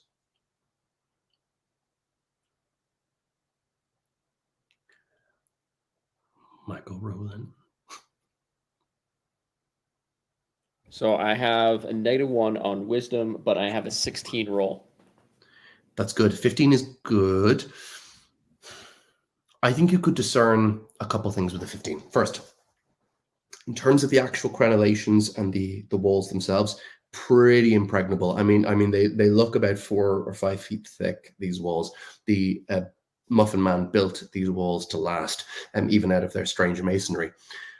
What you do notice is what looks like 2 patrols that are making their way around the parapet. One of them seems to be less populated, but seems to be led by a large goblinoid wielding what looks like a hideous cleaving implement. The other patrol that sometimes skitters up the wall and takes a look around, heads back into the bailey and comes up on the other side, is an enormous band of goblins, arrows knocked and watching, and you all hidden behind a small little grove of alders with hedges and bushes concealing you. You can see what looks like an enormous war spider with upon its back 20 archers, maybe not quite that many, but yes, 2 of those creatures, not archers, but 2 goblins seem to be wielding what looks like magical wands. gazing out, and those wands occasionally fluctuate to large staffs, shorten to rods, shorten to wands themselves, and then back to staffs again, almost in a state of flux. They seem to be murmuring curses that seem to layer the air like a thickening foulement. And the war spider itself, my friend, the Mad Hatter, and you could all see it, it's gargantuan. It's very, very big. And as it clambers up, it seems to Would be... it be classified as a giant? I actually have its stats here. I can tell you. I think it's a beast, but it might be classified as a... It is a huge beast as opposed to a giant. Also, SteamYard keeps telling me, hey, your mic is muted because I keep fucking laughing. I keep coughing and it's like, oh, you're muted. I had a question about the war spider. Wasn't the salamander for the war spider to help defeat it? What was the... I've forgotten the details of the salamander, exactly what it was supposed to... Very in character of you. Okay, yeah, I was role-playing, Silver. She's doing it rather well. Okay. Hatter. The Mad Hatter He's and not just a Chatfield. dick. He's just going to get punted into the fucking sea in Bit of a about taunt, isn't he? Yeah. 2 seconds. So far, you've put tea down my dad's throat and ran off to talk to Bo Peep. That's been the Mad Hatter's contribution to this fucking Hasn't thing. even. That's not even touching the ride. And I got come over. back with Rough, 2 daggers. uncomfortable, 2 stars. Okay, so the spider and the salamander. Yeah, what was the connection? Was there a connection? Or is Leonora... Plus, remember, we have that potion where we can befriend animals. Is the spider classified as an animal? I think it actually would be, yes. I think it's a beast. I think you should go up. Oh, wait. We're 3 miles away from it. Should be able to kind of talk to it now. Oh my god. Like, I've really got high charisma, so... We'll see. Can we do it? Can I talk to the spider? I mean, I'm that far away that, we're pretty safe here. Do it. Can she use the potion too? Oh, please say yes. Because wouldn't that enhance my ability to telepathically communicate with the big-ass spider? I think the creature's mind is... So the actual animal friendship spell would potentially be able to work on it. You can't cast the spell. The range is 30 feet on the animal friendship spell. The telepathy, I'm not sure about the hostile quality because this creature is naturally hostile to anything that isn't a goblin. So I think there might be a certain amount of interference there. We might need to do a kind of a check. What are you hoping to do? Just speak to it? Yeah. Do you speak goblin? Oh. No, I speak Also, common, elvish, orc, and primordial. I do. Oh my god. Is there any way that they can do this assist where like it's Leonora negotiating with the spider? Please. This is going to go so well. She's so charismatic. Yes, Michael. Also, Katie, are you a sorcerer? Yes, I'm an aberrant mind sorcerer. Metamagic extended spell. Yes. She has. I have. Oh, you only have twinned? And empowered. And empowered. Oh, okay. I know my character sheets to a certain extent. At this point, you could try to do that with Leonora. Yes, you could try. Yes. Yes. So would it only speak goblin? It speaks technically the war spider, according to the monster sheets. I'm working off the MCDM monster sheets for these. Flea Mortals is the name of the book. It's great, actually. If any of you watching want to pick it up, it's great. Fucking nerd. Yep. Not making excuses. Just going to accept that one. So at this point, the creature has no language that it understands. Like most animals, it works in a series of, we might call Like images. Yeah, that's exactly right. So I'm pretty imaginative. Hell yeah. Well, true. Yes. So what sort of things do big giant spiders want? I'm sure we could offer it something better than the goblins Large could. giant spider women, I suppose. So, The We could Oof. dress Silver up. Sign me up too. Oh my god. Sorry, no. You're supposed to be role playing, Brian, not being honest. What? LOLs just sounds super Hey, appealing. sometimes they intersect, you know. the man needs thorax. Does it really like big juicy things in webs? We could like play on how goblins are just easier to entangle in webs than like people. And I mean, we're made of wood. It's gonna get shit all out of us. I think that you, for the purposes of this, Aetiyen, I think that your character. Not all of us are. Sorry. I think you'd have a high enough intelligence check to know that while you could potentially manipulate this creature's brain through Leonora's translation of goblinoid phrases, because it's surrounded by the goblin language, you could do something between the two of you. It's not going to be hostile to the goblins around it. This is an exceptionally well-trained war spider. You could do some mischief. You could get some cleverness in here, depending on what you'd like to do. It's all up to you. But you any way to use it, as Brian would say, it's womandibles in your favor.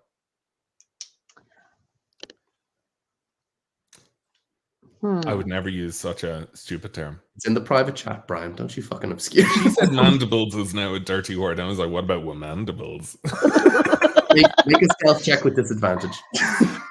I think that. You actually have to. No. Okay. What you got, Katie? I don't know. I don't know what we could do to upset things up there.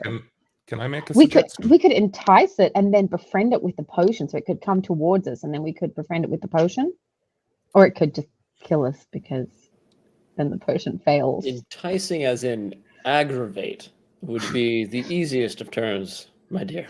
It would also bring 18 goblins with bows and arrows and 2 what look like magical goblins on its back. Okay, so that's Don't a bad worry, idea. this one can talk to them. I'm sure that that's going to be a stellar idea. So, just a suggestion.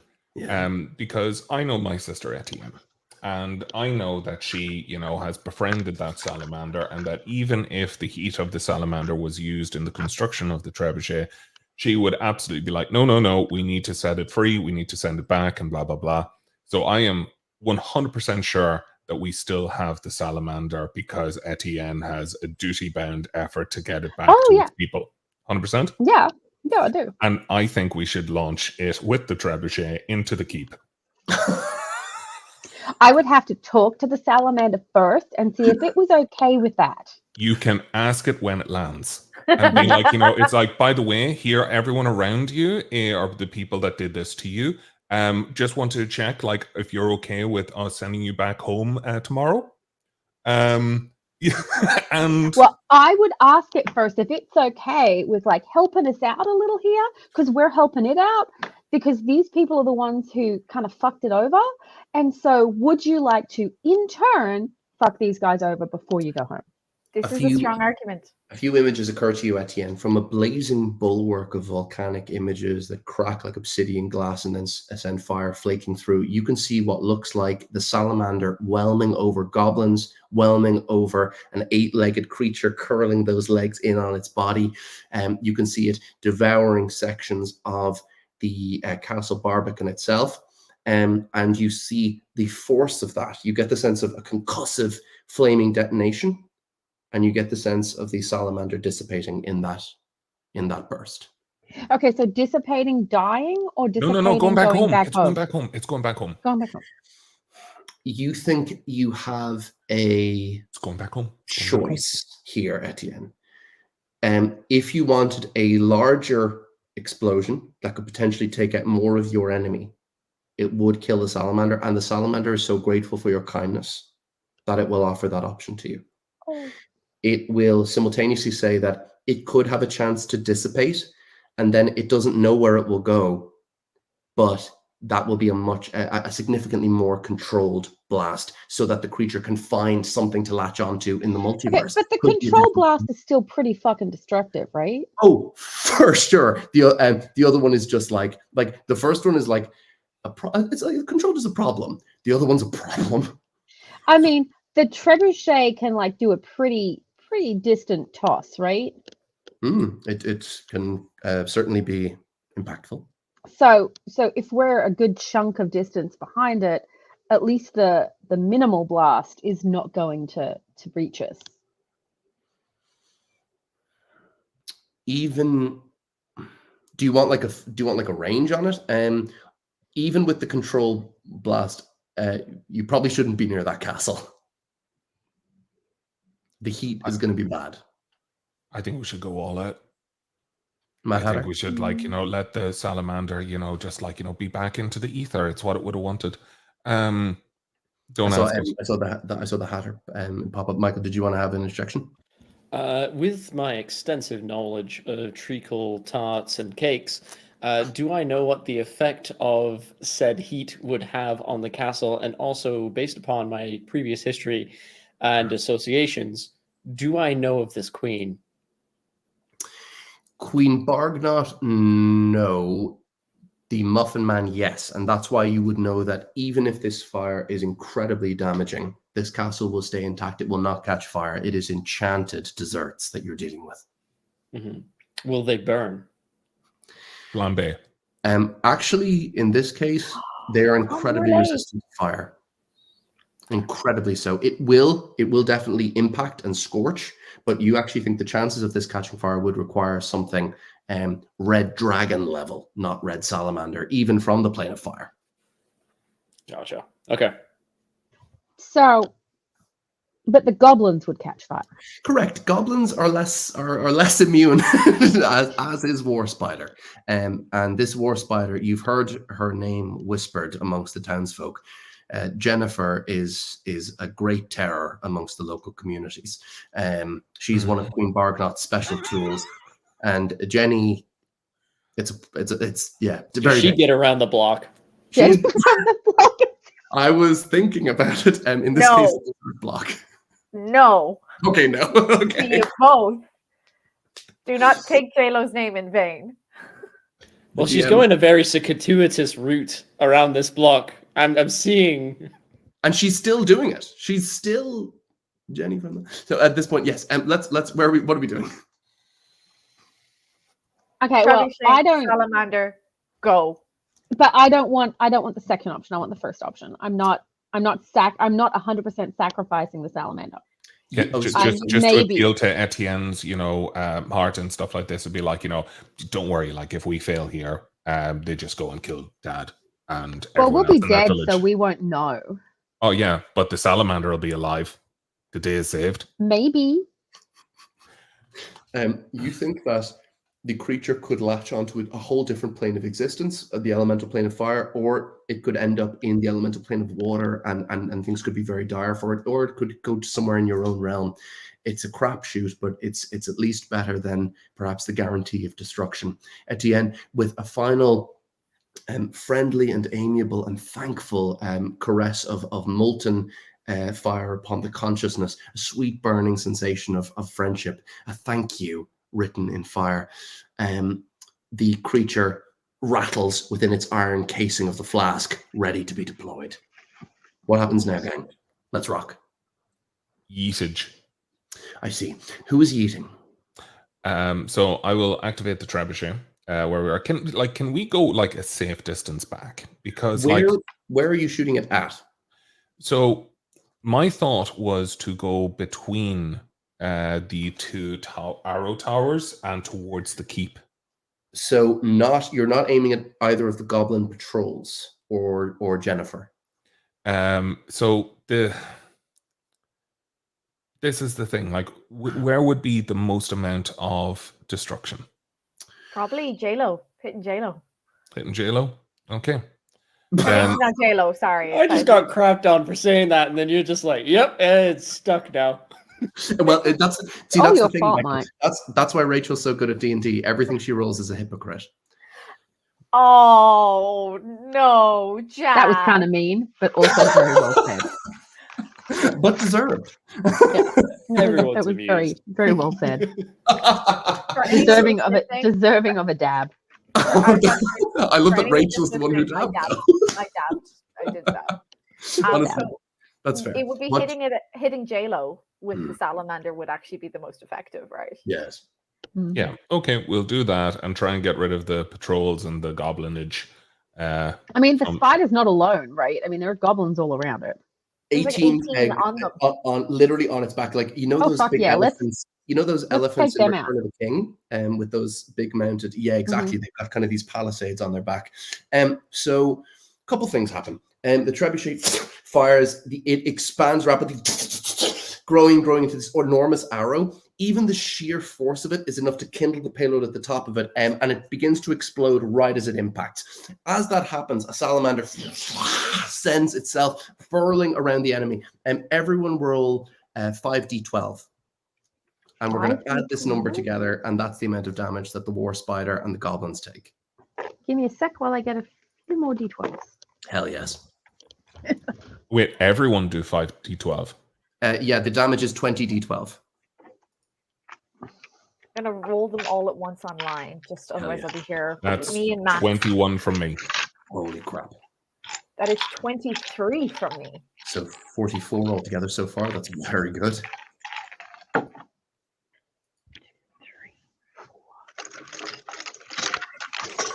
Did you say 5? Yes.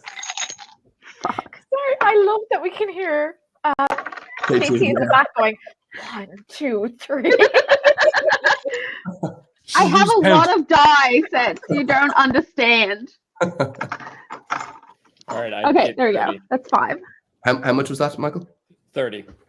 So 74, dear God. And KT? I don't know. I haven't rolled yet. I see.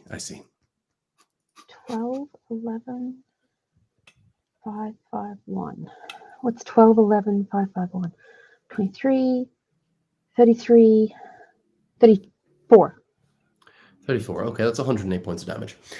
You watch as the conflagration bursts. The sound emitting from the spider is so shrill and piercing, it's almost keeningly human.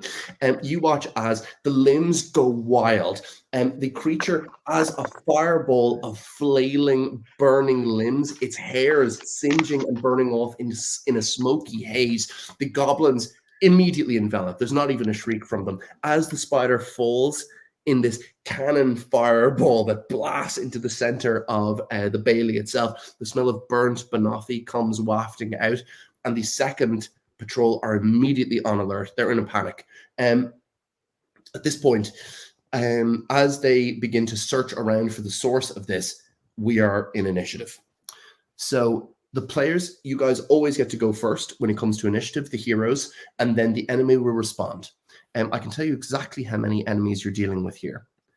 There are 3 of, and they're up on the parapet itself, about, I would say, 120 feet diagonally from you, sort of leading up to that point.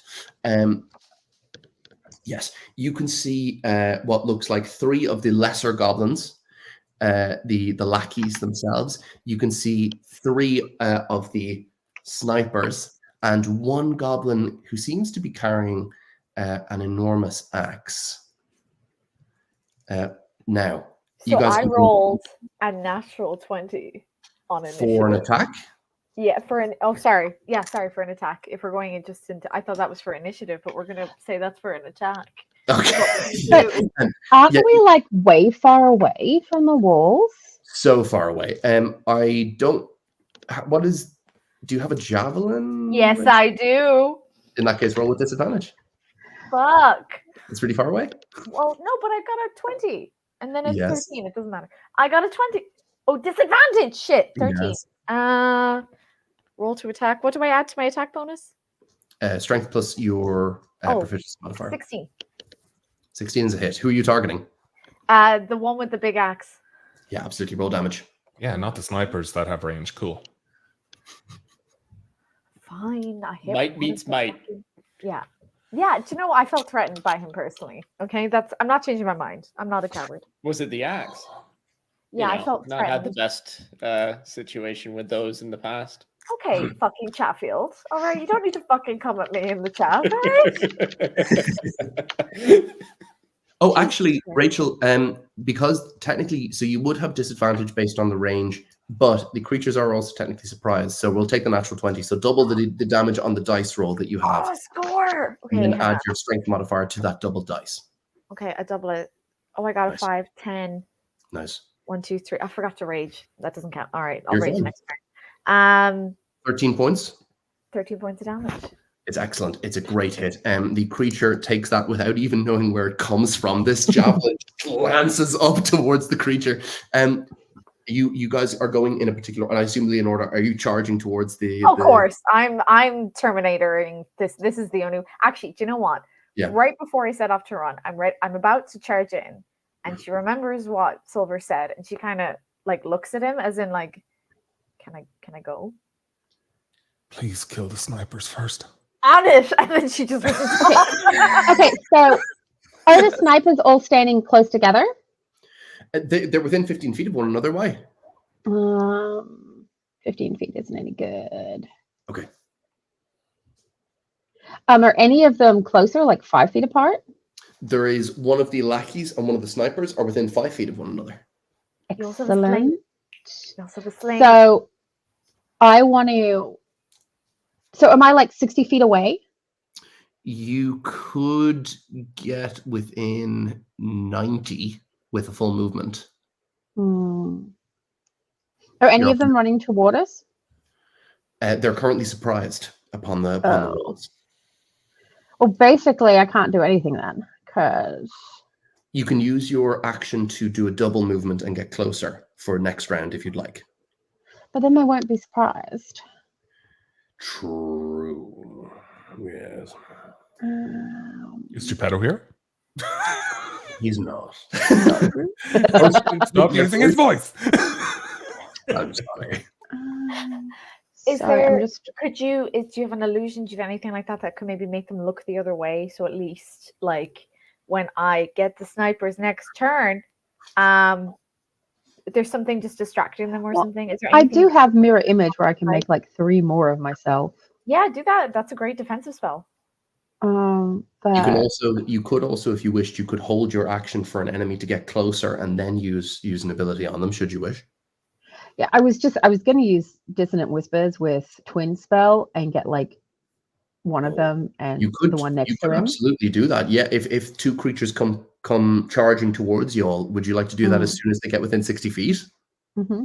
That's kind of cool. Okay, we'll hold that action, Katie. That's badass. Okay. And so you're like preparing the Yes. spell. So good. Who else wishes to go? Silver and Chatfield. It literally has to be one of you. How far are they from us? 120 feet. Cool. I will use the firebolt cantrip at 120 feet. Okay. Who are you targeting? One of the snipers. Gotcha. So firebolt to hit is 21. 21 hits. Roll damage. 4. Okay. It's not bad. Just like watching this like fire be like fucking hell. As it hits one of the creatures, it sort of scorches a little bit of the shoulder, but the creature seems ultimately fine. So I guess you got that sniper, eh, Silver? just inimitable cruelty on every occasion. At this point, it is. Brian's face is great right now. My friend, the Mad Hatter, it's you. So can I jump on the Jenkins train again? Yes. So perfect. Leonora is Leonora, you seem to be moving at a great pace. Although you're slightly heavier than usual, you look up. Yeah, the fella, he's on your head again, and he's lost his pants again. I feel like she'd like stumble like a tiny bit, not fall, but just has a bit like a poof, and then she turns around and she's like, "Oh, the fucking bathrobe is back." Like, what would you like to? It was never the sheets. So you're 90 feet from these creatures. Do you have anything you'd like to do for your action? Sorry, who? Oh, so I'm going to use meta magic, okay. And I'm going to do extended spell, or extended range on the spell. Okay. And I'm going to cast Crown of Madness on the snipers. Sorry, one of the snipers, the one that has not been hit. Yes, there are the snipers, the big fella with the axe, and the lackeys. You want to target one of the snipers? Do I know Oh, how that's badly the 120 guy would... feet. Sorry. It's Yeah, okay. It's okay. no, you're good. Do I know if the guy who's been hit with the big axe is critically wounded or assessment there? He does not look critically wounded. He isn't bloodied, which means he has more than half his hit points. And he is among the others. Correct. Yes, we're going to do a delicious one of those, and the tides of chaos have overcome me. Oh, yeah, I remember this now. Okay, yes, I need to get a sheet up. So I have a little sheet here that I've got. I've done an updated one for us, Mad Hatter. So first things first. What save do I have to make for the actual goblin? Is it a wisdom save for Crown of Madness? It should say.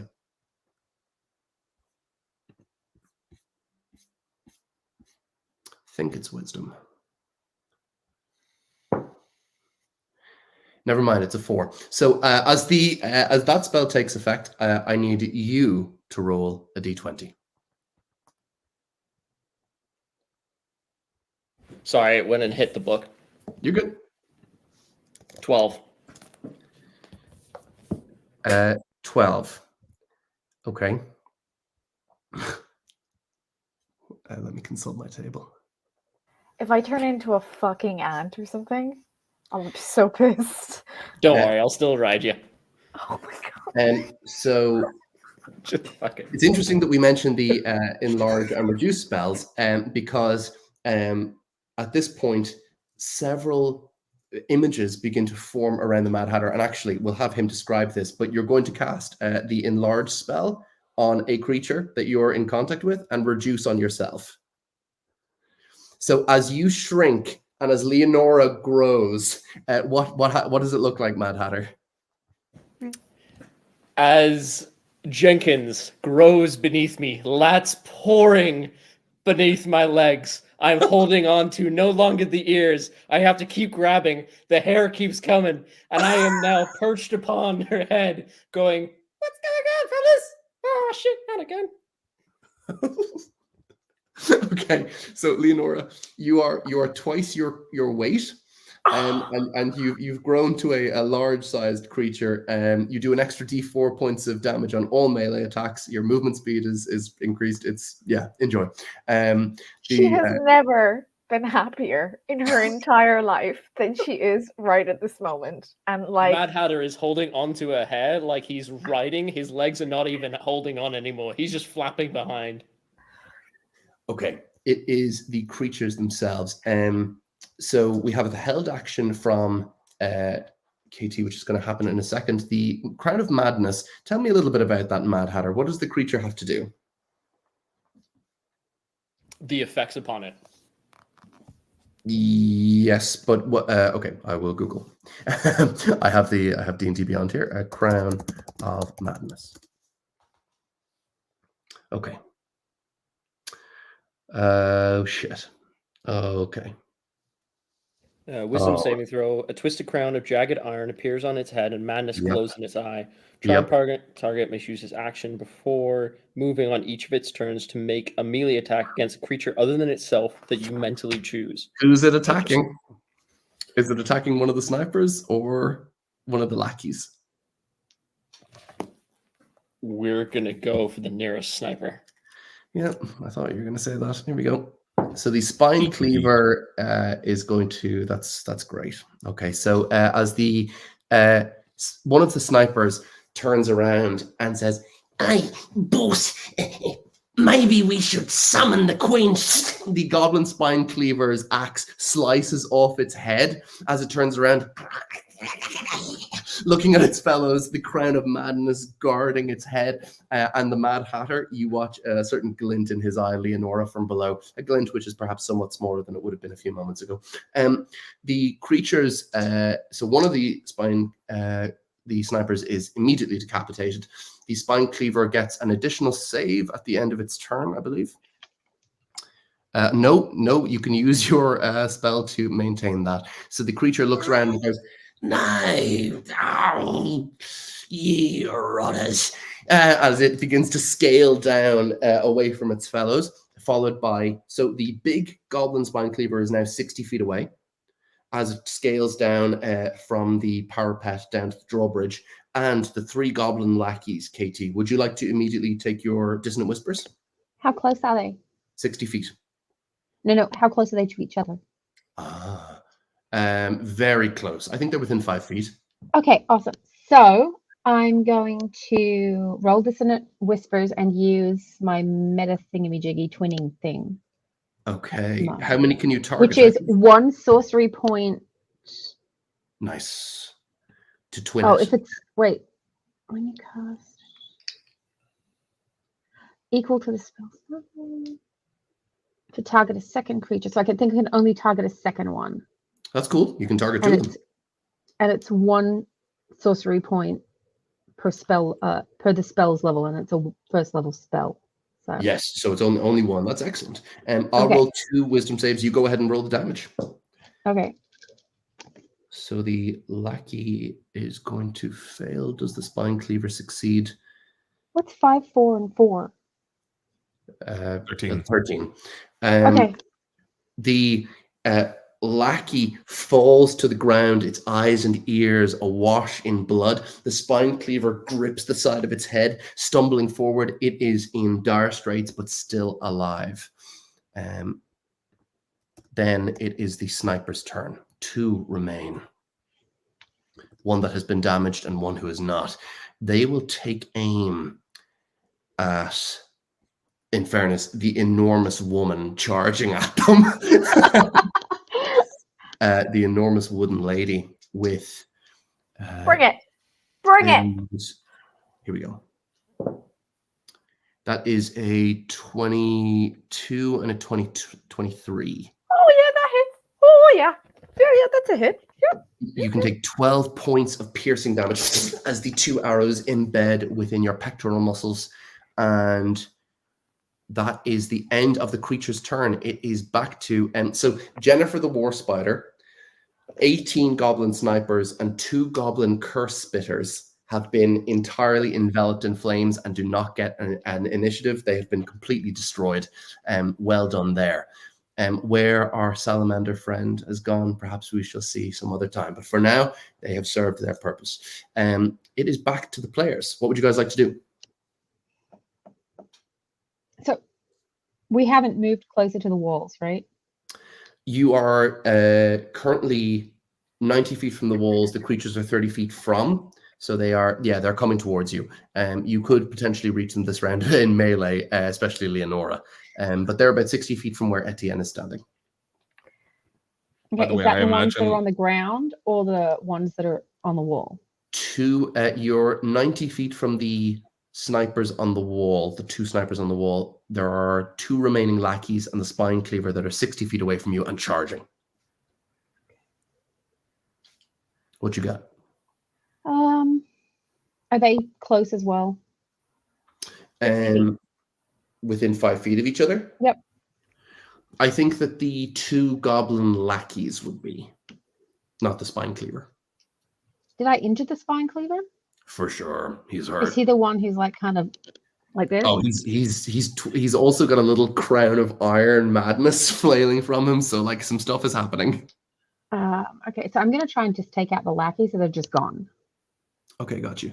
Is that And another I'm- distant whispers? Yeah, and I'm just gonna use another of my, what are they called? Spell sorcery points Yes. to make it hit the second one. Excellent. That is a 4 and a 7 on my save, so that will they will both 13. fail. 13. Yeah, both creatures. 6, 6, 1. So all 3 of the goblin That's lackeys, 13, Aetiyen right? extending her psychic will, the creatures double over, falling off the side of the drawbridge to topple to the into the waters below of the Green Fork River. Aetiyen, does that end your turn? Yes. Who's up next? Right, so there's only Crown of Madness dude left, right? That's charging towards me. Correct. So And his Leonora, head's half like. half off. Mm. So Leonora is in, don't disagree with me, please. 12 feet tall. No, 30 feet tall, mentally. And 30 feet tall. And I said don't disagree with you, but I'm... no, And so I rage. Got you. Okay. And so I go charging in. I have my new blood axe. Yes. You do. Now I'm not at a half hit points left, but I'm not far off it. Gotcha. But I am going to come in and hit this prick. The spine 14, cleaver. 15, Okay. 16, 17. I'm going to 17 to hit. 17 does hit. So I'm going to hit that, and then I'm going to roll damage, and then I get a +2 because I am raging. Leonora hit that, did she? You don't always need a crown of madness to hit it, but sometimes it Hey. helps. Snoo. I just want to point out I'm drinking very cheap whiskey out of a Fred from Scooby-Doo Nutella glass. Oh, I want a Fred. You are Is both it an Nutella adult and a glass? child. So I want to say who's winning, Silver. Okay, so I have it is. I'm assuming the great axe is just the 1d12 plus. Really? That's right. That was too good. You now have to talk like that for the rest of the No, session. he Thank you. doesn't. 10. Just fucking dab and kill this bastard. Okay, 10. Oh wait, sorry, I have to do my war cry. Leonora Jenkins. Yeah, that you got it. 10, 11, 12, 13, 14, 15. I do 15 points of damage. Zoinks! That's pretty good. So you're going to, at this point, kill the creature. How do you do it? You've got your axe ready. You've got the Mad Hatter as a tiny reduced figure on your back. Don't even notice them anymore, right? I just feel like there's just kind of something just like doing this. Yeah. As I'm running, don't even notice it. It's encouragement. It's like, it's head pats. Yeah, exactly. It's the head pats father never gave me. So I go running in and I have my axe held Can't high. reach. And I just come in, cut him off at the neck, just stroop as I'm screaming my own name in case I ever forget it, and chop his head off, and then dab. Okay. As the creature's head goes toppling, the Iron Crown of Madness floats up over the Mad Hatter. At this moment, Mad Hatter, you can sense the fluctuations of the magic. They could be seized for greater effect, or you could allow them to fade. Greater effect here, just being more interesting, shall we say. Do you wish to seize it, or shall you let it go? Throw your hair back and forth. Can I grab the crown, and seeing as I am on a large siege engine anyway, if she flings her head, can I see where I'm going to land? Hopefully towards the siege tower. Towards the snipers up in Yes. Yeah. Not necessarily what I meant by the seizing of the magic. Let's roll with it. Okay. Yeah. Do it. Leonora goes, and you go, you're flying through the air. The you know that sort of rippling effect with astronauts being sent through the thing, you know, as you're shooting forward. As you're hurtling, what are you doing? So can I absorb the magic from the crown and Yes. be launched? I'm going for I'm aiming at the snipers to try and get them, but I'm also, the size of a, I don't know, hummingbird at this point in time. Yes, you can. Okay, two things will immediately happen. You get, let's say that the magic initially gives you, are you aiming to stab, or are you aiming to cast a spell as you attack them? What are you hoping to do? I'm aiming to stab. Correct me if I'm wrong.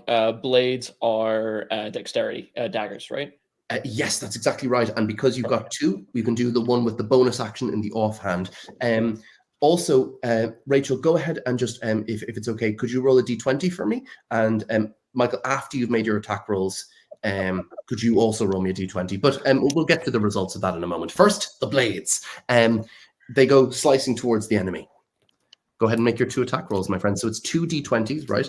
And you're adding, I think, what's your dexterity modifier, Michael? Dexterity, I think, is +3. Good. So that's +5 on each d20 roll, and then we'll take the damage from there. Nope. Only +2. That's okay. That's okay. So +4. So 16. Good. And 9. 9 including the +4? Yes. Okay. Yes. 9 will miss, but the other one will hit. So roll a d4 and add 2.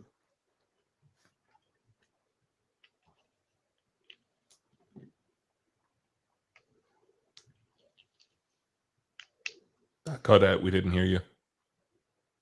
That'll be 5. Nice. Okay, the creature takes that damage, and some stuff happens. So, did you roll that d20 for me? That last d20 for me, Michael? Reroll? Yes. Just one last d20. 12. 17. Okay, perfect. And Leonora, what did you get on your I got d20 roll? 18. Interesting. So, as the Mad Hatter's Crown of Madness effect occurs, Leonora, some stuff happens. Unused synapses begin to flare up in huge matrices of electrical light. Your intelligence score is now 18. Mad Hatter, your intelligence score is now 17. The enlarge reduce stops, but your brains are affected. And who knows how long said magic will last. Leonora is now, just to give frame of reference, more intelligent than like most geniuses in certain circumstances. Her deductive and inductive reasoning are staggering. Leonora, the world and it is beginning to make sense in a way that it has not before. It's incredible. Your intelligence, by the way, is +4 on the dice roll. I feel like Leonora wrote a fanfic for herself one day when she was like 13, and like Silver was making fun of her for being stupid, in which she became both giant and smarter than him in the one session, and it's coming true right now. But with an 18 intelligence will also come self-awareness. And all of your own actions will now be like this little movie playing in your head where you realize, I'm a fucking idiot. Oh shit, I gave all my money away. If I had compounded that interest rate, oh my god. Yeah, it's the glorious moment in the sci-fi movie where the robot goes, yes, and then, wait. So, Mad Hatter, as you impact these two goblins, the awful stench of their goblinoid bodies waxes over you. But does that end your turn? Are you just like ready to do more combat? Well, yeah. So that was primary action, right? That was a primary action and bonus to make the offhand attack. Do you have anything else to do with your movement? Or oh my god, Rachel just gained 10 intelligence points. I can now see time, she says. I gained 7. Yeah, oh my god.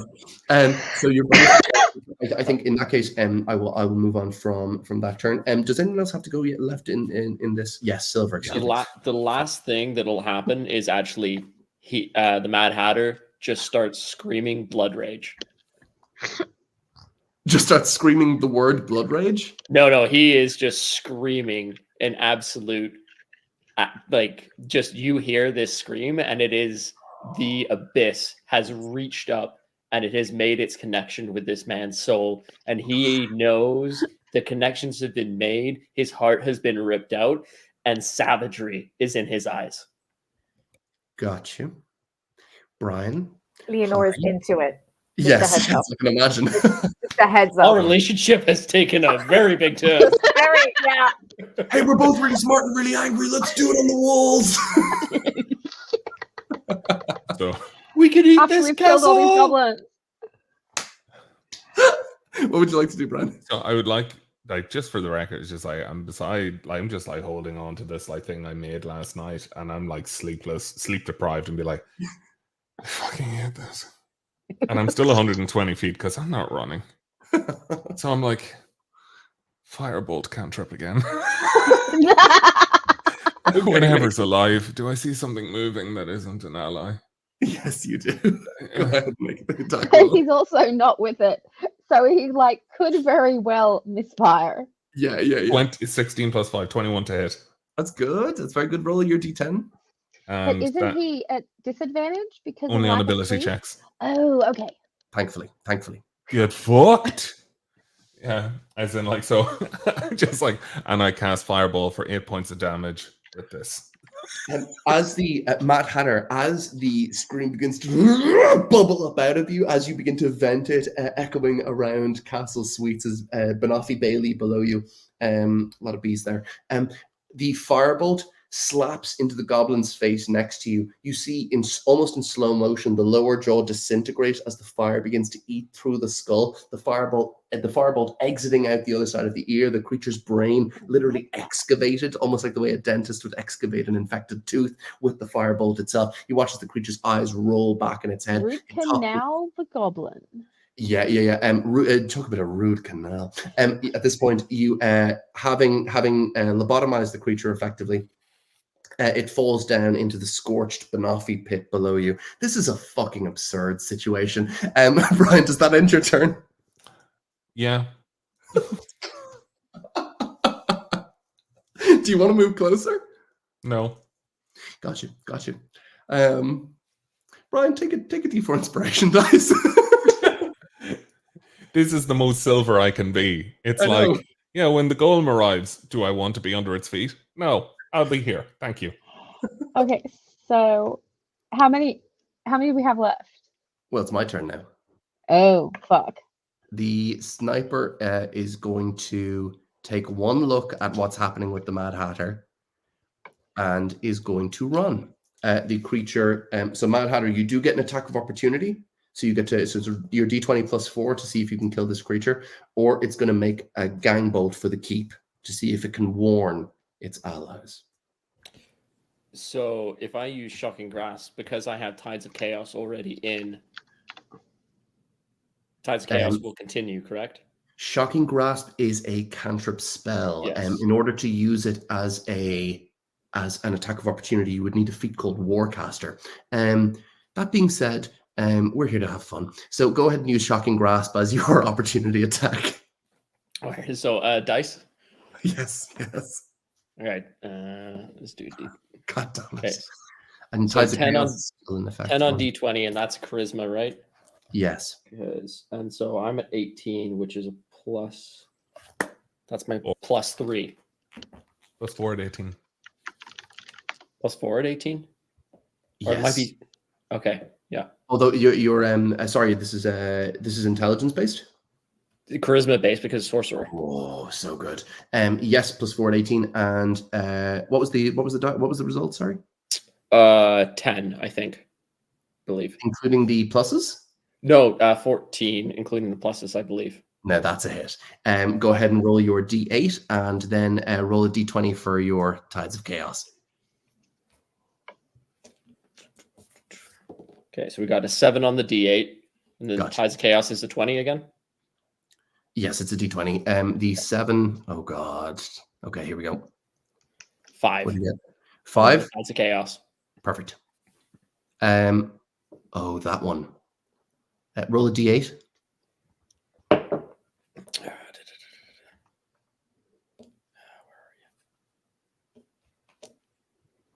I got you.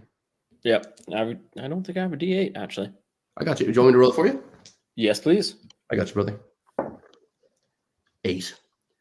Ooh, Oh dear. Okay. spicy. Some things happen. First Spicy is underpants. the Shocking Grasp, you wrap your fingers through the goblin's spinal cord and tear it out in rippling bolts of electricity. The creature topples down into the bailey itself, stone dead. As the Tides of Chaos around you shimmer like desert mirage, they ward off. So Aetiyen and Silver have the potential to be impacted by this. It could be a positive or a negative. Your character and you can choose. Do you wish to try to dodge or let it happen? But Silver's like 120 feet back, and I'm closer. Correct, Mundo. So why is Silver getting affected? It's the Tides of Chaos, and basically Michael rolled he rolled a 5 on his thing, resulting in one effect. Then I rolled the D8 affecting another. It's a bunch of table interactions. Oh, okay. Trust me, it could be good or bad, but it's certainly So, happening. can I let it hit? Find out if I like it or not, then use a reaction. The results of it are, shall we say, somewhat arresting. Tell you what, then, I'm 120 feet away. I'm just throwing firebolts. Fuck it, let it happen. I'll just be like, oh, I need a bit of sleep. Aetiyen, would you like this to happen? No. Then you don't have to let it. Do you want to dodge? Do it, Aetiyen. Can I even dodge? Yes, you can. You can elect to dodge. You can elect to have this miss you if you wish. What's the saving throw on that? Oh, it's I have it on the table. choice. It's Oh. just you just get to do it. Okay, I want to dodge. Absolutely, Aetiyen. The effect fizzles past you, and for a moment you saw a great menagerie of animals moving together in a kind of strange circus, and you thankfully, or perhaps not so thankfully, whatever you wish, avoided that. However, you turn around and you can see what looks like standing exactly where Silver was is some sort of strange chimera with the front of a dire wolf and the back of a dire horse. Does he speak primordial? Silver, you don't speak a lot right now, but you know that you have a desire to eat meat and also chew oats. Fabulous. I just like sit down as a horse and then just kind of like, just like lay on the ground and just be like, Because Tell even me though when he it's looks done. like a chimera now, he's still Silver. He's a dire wolf or a worse. A dire worse. A dire ward. Question: Is everything now dead inside? Correct. You have defeated this combat. The smell of you think that depending on where these creatures are, and where the goblinoids are, where Queen Bargnot is, presumably within the keep itself. The keep is really, really big. So you actually might have, despite the enormity of all that and the shrieks and the screams and the flames, bizarrely, you might have actually gone unnoticed by the denizens of the keep, having taken out both scouting parties and patrols. What would you like to do, gang? Neigh or growl. Correct. Silver's more useless than normal in this form to us. Silver, you actually, in this form, in the dire worse, you do maintain your intelligence and ability to speak. Oh.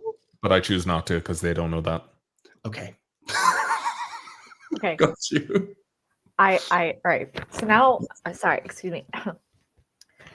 Friends, comrades, I suggest, having assessed our current battle strategy, it is not the best going forward, and having rolled a 15 with a +4, so that's 19, I would suggest that we come up with a different plan of action.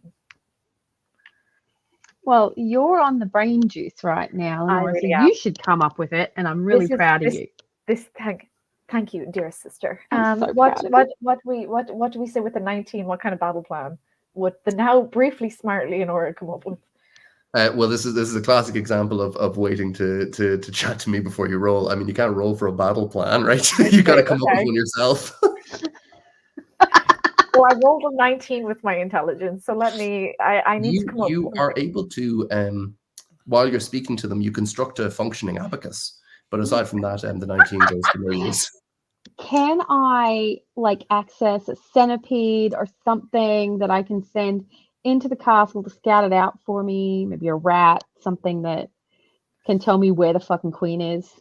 How often can you use that ability? It seems really powerful if you just use it at will. It's a bonus action. How many times per day? You, chosen creature, can speak. What's the name of the ability? Telepathic speech. It only lasts for 2 minutes. It's only supposed to last for 2 minutes. I got you. Hold on. But with 1 mile per, what was it? It's 1 mile per something, like saving throw of charisma, which is +3. So I get 3 miles. It doesn't say that there's a limit on it, but that feels weird. Well, it's only a 2-minute thing, though. But it says you can. It doesn't say that you can There's no limit on it. Well, but there'd also be a limit on how intelligent the creature is that you're talking to. Maybe it can only send you images. Maybe the stupid spider can only speak goblin. Oh, okay. We've been doing this way wrong. You can't talk to animals like this. Oh. You can speak telepathically to a creature that knows language, but it has to understand you linguistically. So you can't speak to animals. You can only speak to other creatures. So you could speak to one of your allies. Let's say for the purposes of this, KT, because I don't want to retcon the cool things that Aetiyen, because Aetiyen has built up this idea of kind of animal friendship with this. I don't want to retcon it. And have a it be able to- salamander could speak primordial, so That's true. Let's also do it that you can speak to beasts once per day. okay. So let's just make that like the new canon. So okay, tight. So yes, what is the battle plan? It's got to be 19, or else Rachel's going to be dissatisfied. I think it's much more in character that she just sort of has like a eureka moment where she's like 19 and just starts like, going like, fucking spotless mind, being like, oh. I can tell you some little, if you guys are willing to gain the walls, including like the drawbridge can come down, the gate can open, the dire worst can come in, should he wish to. You're the dire worst. You can see a few different locations in the Banoffee Bailey itself. You can see the Banoffee Bailey is 200 feet across and 120 lengthways from the gate to the main doors of the Castle Suite's keep. At first, the flagstones might appear to be, decadently pretty masonry, but peering at it, the truth becomes clear. It's actually Banoffee, enchanted by his thaumaturgies. The aroma of bananas and cream and biscuit, it's overwhelmingly intense, particularly since it's now kind of cooking. And on the right, you can see what looks like a syrupy barracks, smooth and translucently enameled and reeking of rich liquid maple. On the left, you can see what looks like animal pens, or some sort of pens. The fence is made of toughened chocolate, carved into the form of rotten tusks and fangs and other bestial choppers. There's also the keep itself up ahead of you, and then on the left of the keep, sort of northwest, if you like, you've got the enormity of Licorice Tower. Where would you like to go? What would you like to do? Is there any creatures in the animal pen? You can go over and take a look, should you wish. Can I go over and have a look? Absolutely. Okay. Is she still in large form? Can she like tiptoe and look? She's no longer super enlarged, thankfully. Oh. Just cranially enlarged. Does anyone else have any desire to head to any? Do you want to head with Leonora? Do you want to head towards the barracks? Do you want to head towards the Licorice Tower? Anyone else want to go somewhere? I'd like to pick up my channeling rod in my maw and gallop towards the drawbridge. Okay. But now that I have a mane of wool fur, and it's obviously silver, I'm just gonna kind of maybe prance a little bit, on the spot, impatiently at the drawbridge, being like, come on. As in, I was fucking incredible at dressage. So, so just kind of being like, nay, growl. And he's not actually neighing and growling. He's saying nay, growl. Yes, and in this voice, nay, nay, growl. Again, it just sounds like a sort of continental sort of seduction. Snarl. I thought I had some kinks. That one's out in the open. Yeah, add it to the list, honestly. Yeah. I didn't know Matt Berry had joined the chat. Oh, Lewinnie. Yes, we had to see Strad in Barovia. So, at this point, where's the Mad Hatter and Aetiyen heading? Okay, you're muted. You so fine. Aetiyen is currently in denial about the fact that you're saying that animals are not creatures. They are. They just have to speak linguistically the same language, and beasts don't speak English or common. I love that. It's just probably a mental illness that we've been just humoring this whole time, and being like, oh, what did the cat say? Oh, great work, Aetiyen. Oh yeah, for sure. Oh my God, KT put it on private chat. The definition of a creature. I know, but it has to speak your lingo, you fiend. It doesn't. It just has to be able to take action. Hold on, I got you. Anyway, I am currently trying to figure out a way to locate this bitch of a queen because I just want to go kill her. So I'm just She's going to really pissed me paste off. this into our chat, KT, just so you know that I'm not picking on you. That's directly from your telepathic speech. Michael, where are you headed? At first, I'm gonna, figure out what's going on. Second of all, I'm going to. Does anyone have pants? Seriously, it's been quite the problem. There was an issue with the sheets. What about goblin pants? How bad do they smell? They're acrid. Okay, well, can I terribly disguise self in that it's not a skill that I at all have, but Yes, I'm going yeah. to appear as a goblin. And then can I walk towards what is so I was on the left hand side, I believe, when I hit the snipers. Is there a wall that I can go around? So that would be to the Licorice Tower, right? On the left side. Yes, it would involve heading down a stairwell along the parapets down into the bailey itself, and then the entrance to the Licorice Tower would be on the left side. And as Aetiyen watches him walking toward the licorice tower, she's like, Yes. I knew it. He's a licorice person. Are you joining him, or do you just note this? Are you just an observation? Glorious. There's all sorts here. So I'll give a little description of the pens. The pens, Leonora, are a gruesome scene. Evidently, Don Bartolo had bred and doted on a group of fey reptiles, nurturing and caring for them as they sprouted wings and developed through the polychromy of their ancestral maturation.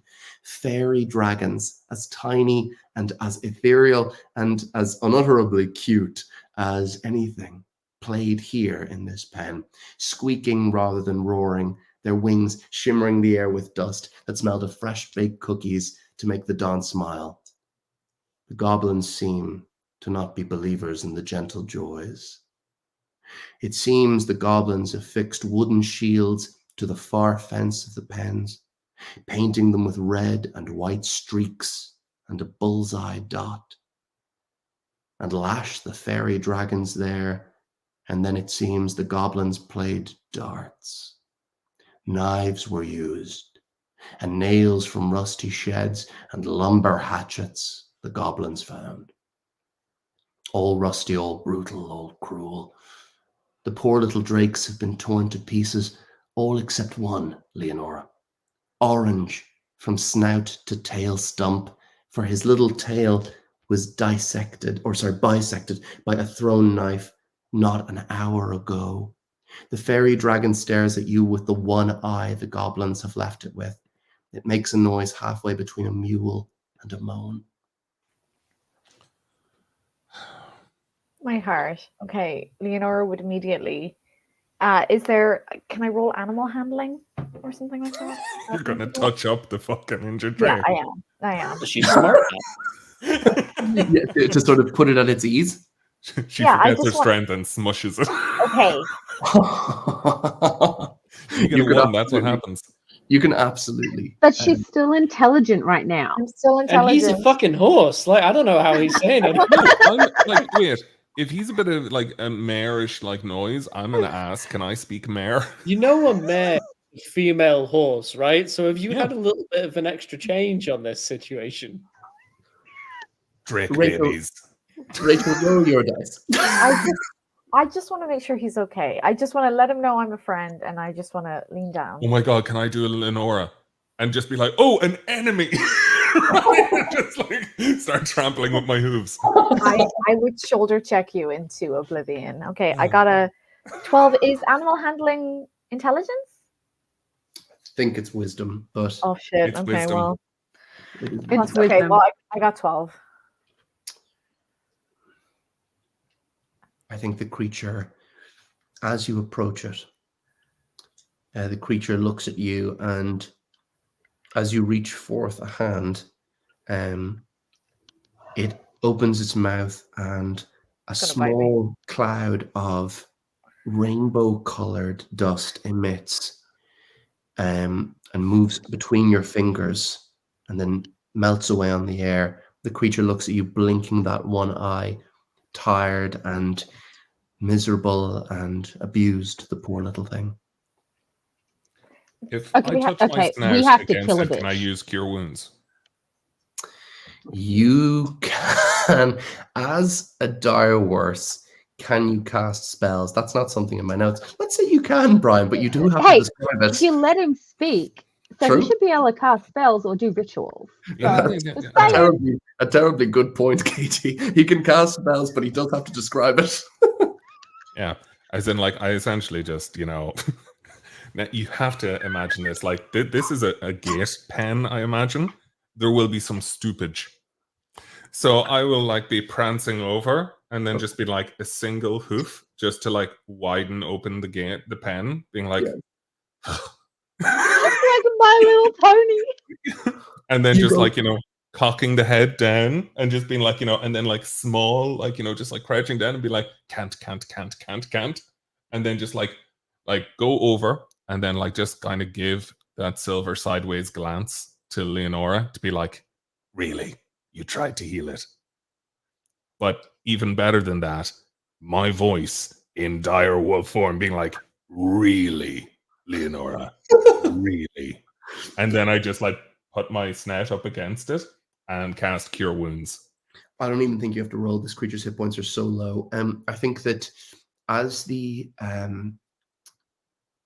small trickle of blood from the tail stump coagulates, and as the creature looks up into your terrifyingly enormous direwolf face, its little forked tongue comes out and laps at your nose and looks up towards Leonora, towards her hand, laps at the palm of the hand, and the creature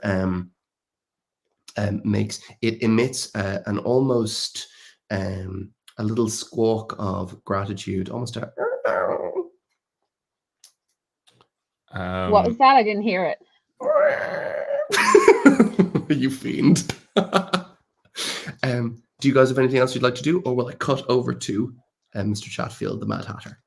I think that's probably the elegant thing for the moment, and then we can see what becomes of this little fairy dragon.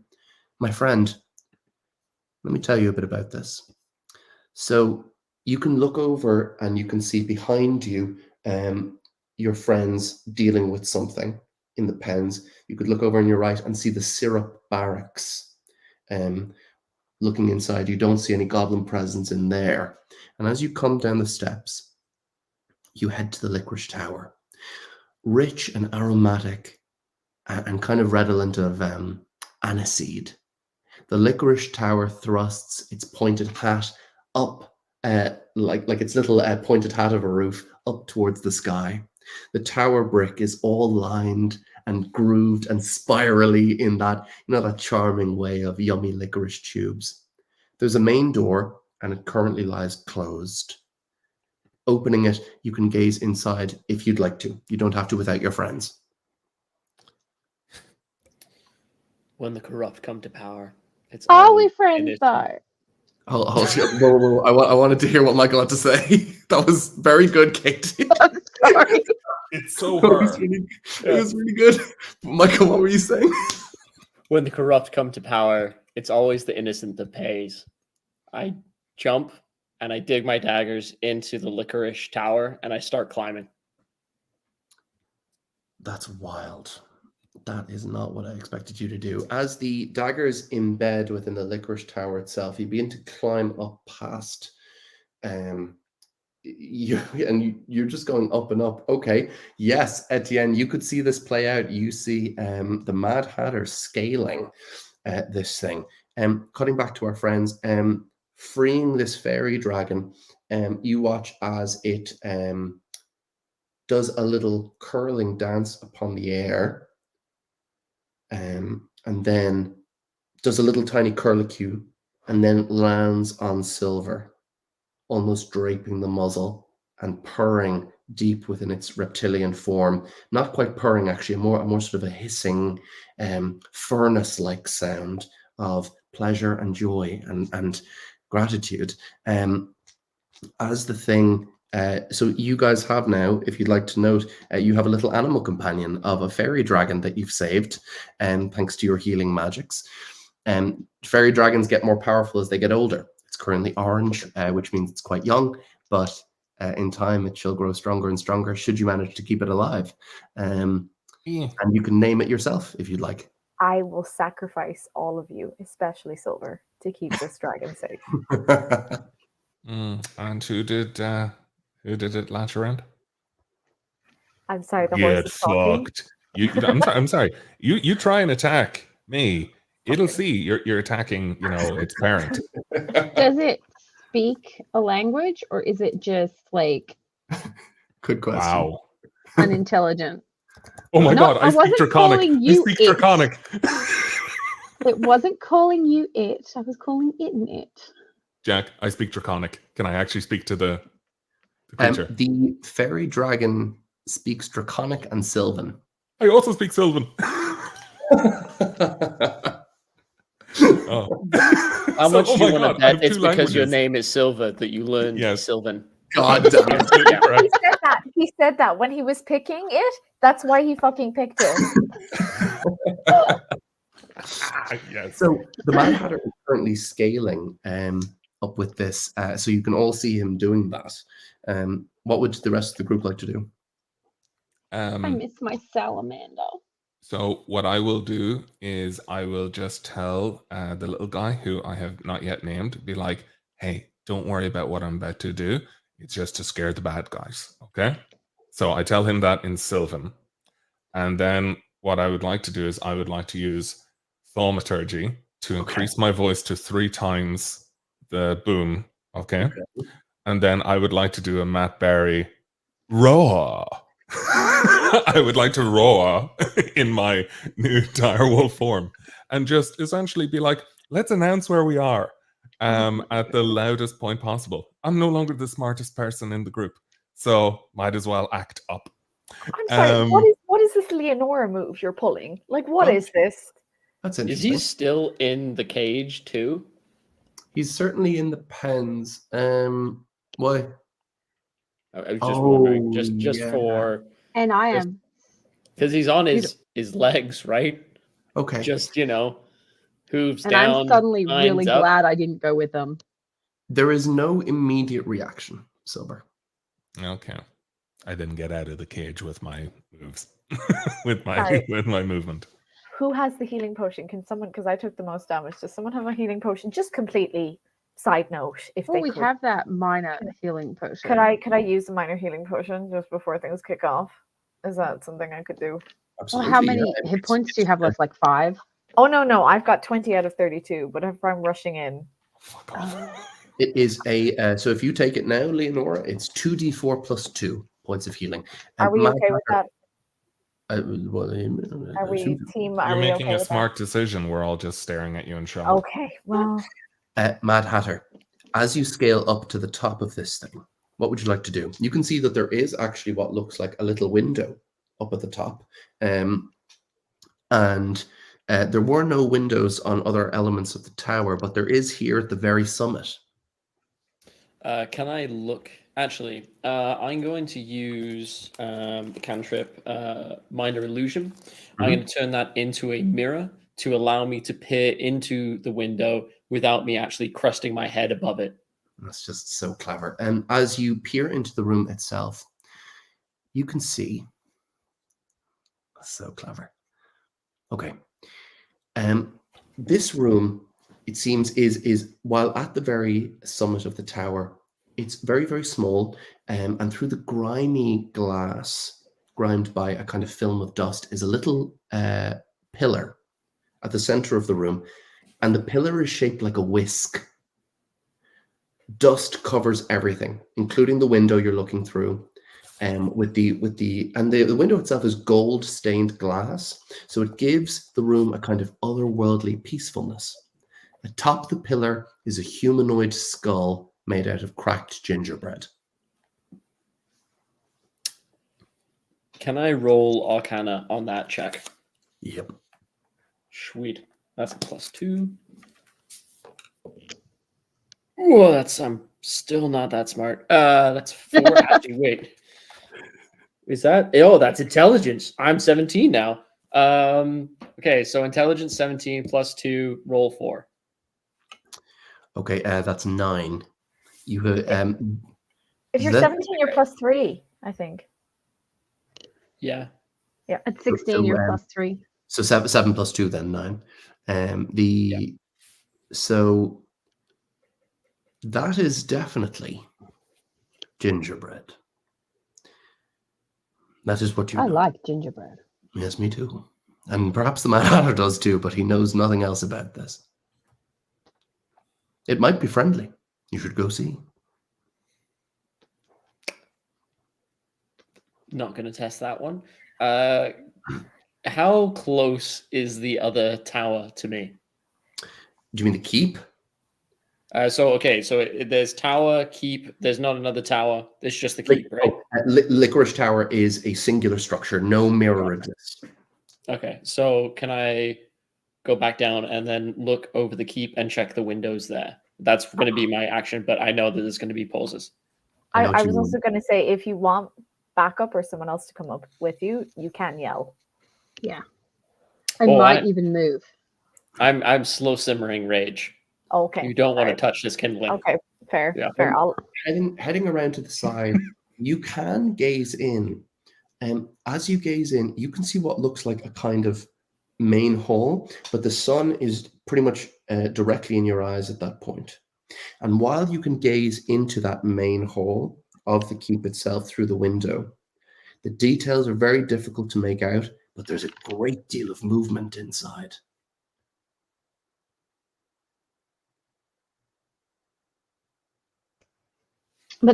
But the Hatter can see that, right? We can't. You're That's exactly just right. the Hatter's information. You're exactly because right. he's very much a lone wolf, not really a team player. Oh my God. Well, Kind of like Silver. So caustic. I was actually going to use minor illusion, but I'm going to use it to pass my voice over to them so that they can hear me. Got you. And what do you say? Well, if you're all done over there, there is something happening in the main hall, and while it appears we haven't got their attention yet, the dumb fools, we should probably be starting to do something about this. Or do you want to leave these people that would do that to an animal to their own devices? Even at 18 intelligence, Leonora is already running. Okay. I would be moving toward it too. Mm-hmm. Now I do have a +2 to stealth, shockingly. So can I try and get in? I know, I'm shocked. Can I try and get in like a little bit close? Into the keep? Yeah. Thunk. Yes. So It's like Godzilla trying to creep. You can't see me. so you guys are just headed straight for the actual keep itself. Sorry, that dab lined up perfectly, and I'm so happy that happened. Very good. So there are we aiming for where the Hatter is? The Hatter is currently, I think, still upon the Licorice Tower, gazing at the main keep itself of Castle Suites. The main keep itself has a big, huge door on the front of it, and it seems to be like kind of a big sort of main castle area. As many headed keeps in there. do. Which? Sorry. As many keeps do. Yeah. How could I? But you've solved my final riddle. You wouldn't be able to talk to the Sphinx.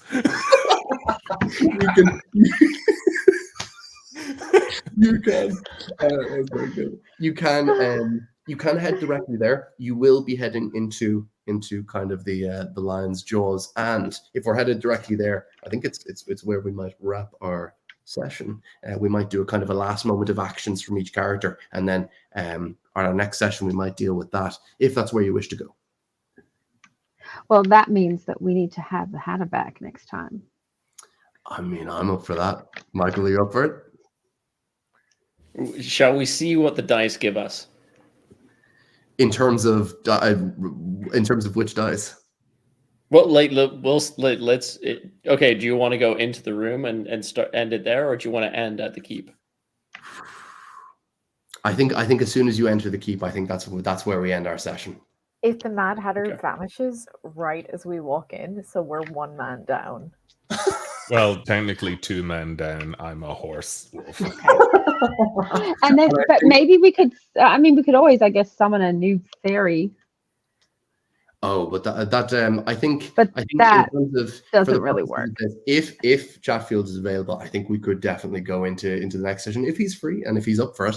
I think that could be seriously a great kind of a two-parter into Castle Suites. Okay, I think that's So I rolled Yes. a 13 plus 2, so I got 15 to stealthy kind of go in. Yes, I've got you. Considering Silver's last action was to make his voice loud with thaumaturgy and say, "I'm here." No, it was Rawr. raw. I see. Yes. He could have been any animal in that forest. I've been hoisted on my own badonkadonks, and frankly, I'm ashamed. At this point, my friends, you're heading the Mad Hatter, 2 blades in hand, each of them etched in that dark energy, the name Alice bright in his mind, almost as a kind of a hideous torch. As he strides down and begins to stride towards the keep itself, Leonora moving quickly and her footfalls heavy and yet strangely silent. Aetiyen, I assume, with an element of the psychic moving around her. And Brian is half of a wolf and a horse. With that, as you make your way into the keep itself, and as the keep doors open out and the sounds of goblin song comes pouring through from the heart of the keep, toasting Queen Bargnot at some sort of feast. That's where we'll end our session. My friends, thank you so much for joining. We will have hopefully Mr. Chatfield back for our next session. Thank you so much for joining in. First things first, before we sort of read any comments or anything like that, we got to know about you all, our fabulous cast members. So maybe we'll go from person to person. Tell us where we can find you, obviously who you are, where we can find you, and what you're working on or what you've project you just finished. Will we start with Katie Hanna? Oh, me. Hi, I'm Katie Hanna. I've written books. And I am currently working on Library System Reset Overdue. That's actually the name of the first book. It's going into recording with Andrea Pasno next month. And I just finished drafting book 2 yesterday. Yay! That can be found on Royal Road. And will soon, in a few months, be out there on Audible. Yay! I've also written Somnia Online and other books. Oh, fantastic. Yes, Geneva doing the links there. Thank you so much, Katie. Next, we have Brian J. Nordon. Hello. So I am the author of Quest Academy. Book 2, Scavengers, came out in January, and book 3 is going to editors in May. Currently up to around chapter 40, I think, on Patreon at the minute. So it's going well. But yeah.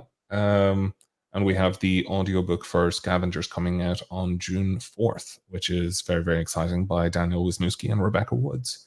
So yeah, that's everything for me. Absolutely glorious. Thank you, Brian. And next we have Rachel Kirk. Hello. So my first book is coming out in 3 fucking weeks, and I can't believe it, and I'm freaking out, but I'm also very happy. And if it doesn't go well, we'll just never mention it again. No, I will. So the first book is coming out April 23rd. It's called Calamity. Andrea Parsonu is also narrating it, and we're doing a full drop. So Kindle, paperback, hardback, Audible, Human Skin. It's all coming out at the same time, and I'm super excited. And I am not quite halfway through book 3 right now, so hopefully we're going to do a rapid release, and it's very exciting. Awesome. Thank you, Rachel. And we have our guest star, the man himself, Michael Chatfield. Hey everyone, I'm Michael Chatfield. I write fantasy, glitter RPG, and all the chaos that goes in between. I'm working on the 4 Horsemen right now, which you can find over on Royal Road, or you can find it on Amazon, and we will be having more books coming out soon. We also have audiobooks coming out for the first book with Stephanie Namath Parker and Neil Helgers, which is going to be awesome. And so that's going to be coming out later. But yeah, if you want to find me, just search for Michael Chatfield on TikTok or on Ream. That's the main places that I'm at. We are also on Facebook, but yeah, we're just all around. And now, turning it back over to our host, Jack Fields. What are you up to over there? No, thank you for asking, old boy. So yes, what a fabulous guest star and what fabulous players. I am Jack Fields, your Fable master, coming at you live with the power of the. I'm working on. I've finished my first book, Scarlet Citadel, and it's going to be coming out later this year. Release date, hopefully coming very very soon. Actually, going to do the announcement hopefully soon, and really excited. And I'm hard at work on the second novel, which I can talk about a bit more soon. And yeah, I'm really grateful to be playing with these folks. They are utterly fabulous, and it's a great break between writing to come to this space and just be with Yes. you guys, a fabulous audience. And speaking of, actually, we got a few delightful comments that were starred by Geneva. Okay. So the first one of these, I assume, is indicative of the rest, which is Brian's rod makes him a special boy. Which, hey, look, Damien, just because you're right doesn't mean you have to say it. We have the fantastic Paul Hasseltine. Hey, Paul. He's got to run to the bathroom. Okay, well. Haha, it goes both ways. Yeah, it does. Yeah, okay, well, fair. And then was another one from Damien was really active. Give it the grease spell. Some more stuff burns. Oh, and then we had someone say, scream, surprise, silver, bow weasel, glorious. And then Damien said at last, she's traumatized from realizing all the stupid things she's done. Hey, Leonora is hey, bad. listen, that is correct. Damien, thank you. But yes, with that, we will be back. Thank you all for commenting and for tuning into our show. We are back next month, presumably the last Sunday of the month, and we'll be seeing the results. We'll be seeing the results of this adventure. We'll be seeing the fight against Queen Bargnot, the first real boss fight of this campaign. And I have a lot of faith in our players, particularly now the fact that they have a dire word. I did not see And a that. fairy dragon. We're a combo. Yes, true. I'm thinking of naming him Jasper because of the color. I lost my that's cute. salamander. Just call him Bobby. But you lost a samurai. You lost a samurai, a salamander, but you gained some memories. And hey, it's For some reason, just in honor of your kind of moment of genius in the campaign, Silver, when you stayed up all night and you crafted that amazing thing, which I think will come in clutch. I think you should call our new pet Rod. Short for Rodney. Yes. Dangerfield. Yes. No, Rodney, Danger Flame. Rodney Danger Flame. Perfect. Or Dragonfield, but Danger Flame's good. Just don't let the wee dragon know what happened to the last. Oh dear, yeah, you're correct, Rob. To be fair, the last team companion was never supposed to be a companion. I think Jack meant it to kill him originally. Also, did we actually know that he was, by the communication errors that we know that now going on, are we sure that the communication was projecting what she wanted? It's like, absolutely not. Don't send me in that trebuchet. Be like, bye. No, I could speak primordial, so I could speak to him. He could speak primordial. I think when it was skittering around the flask, it was more of a, let me out. No, it wasn't. It was my will. friend. Alternative facts, Michael. But yes, the absolutely glorious. And we will see you all next time. I don't think we have any other announcements to make. I think we're all just looking forward to. I'm certainly looking forward to the next one. Go read our stuff. Yeah. Well, sorry. Read these fabulous people's books, and then when just with the big release. Michael has 2 complete series, like 2 11-book complete series, like that's Fucking rare. Kind of at both ends of the spectrum, and then Rachel's book coming out in April in Right. 3 weeks. You and Rachel are going to Jordan Con, aren't you? Oh yeah, Yeah, that's amazing. actually a really good Oh, point, Brian. Myself, Drinking. Rachel, and Jez Caggio, and a bunch of other Lit RPG authors are headed to Jordan Con in Atlanta, Mhm. Georgia. And is KT coming? Yes. Oh, that's very good. I did not know. Geneva talked me into it. So all the Word. cool kids are coming, basically. Yeah. That's why Brian is there. Oh, It's true. And sorry. I will Yeah. be also hosting a D&D game while I'm there, the details of which are to be announced soon. I'm really looking forward to it. We're on a bunch of panels, the lot of us, and I'm really looking forward to it, actually. It's certainly my first time at a con, and yeah, I'm pretty fizzed with excitement for it. It's my first time at a con and my first time in America. So I'm expecting handbags to be the size of suitcases Oh, and honey, they're boxes not. steerable to be the size of me. If it's anything different, I'll be disappointed. We will have a ball, and I will make sure you and Geneva make it to the end of the night intact.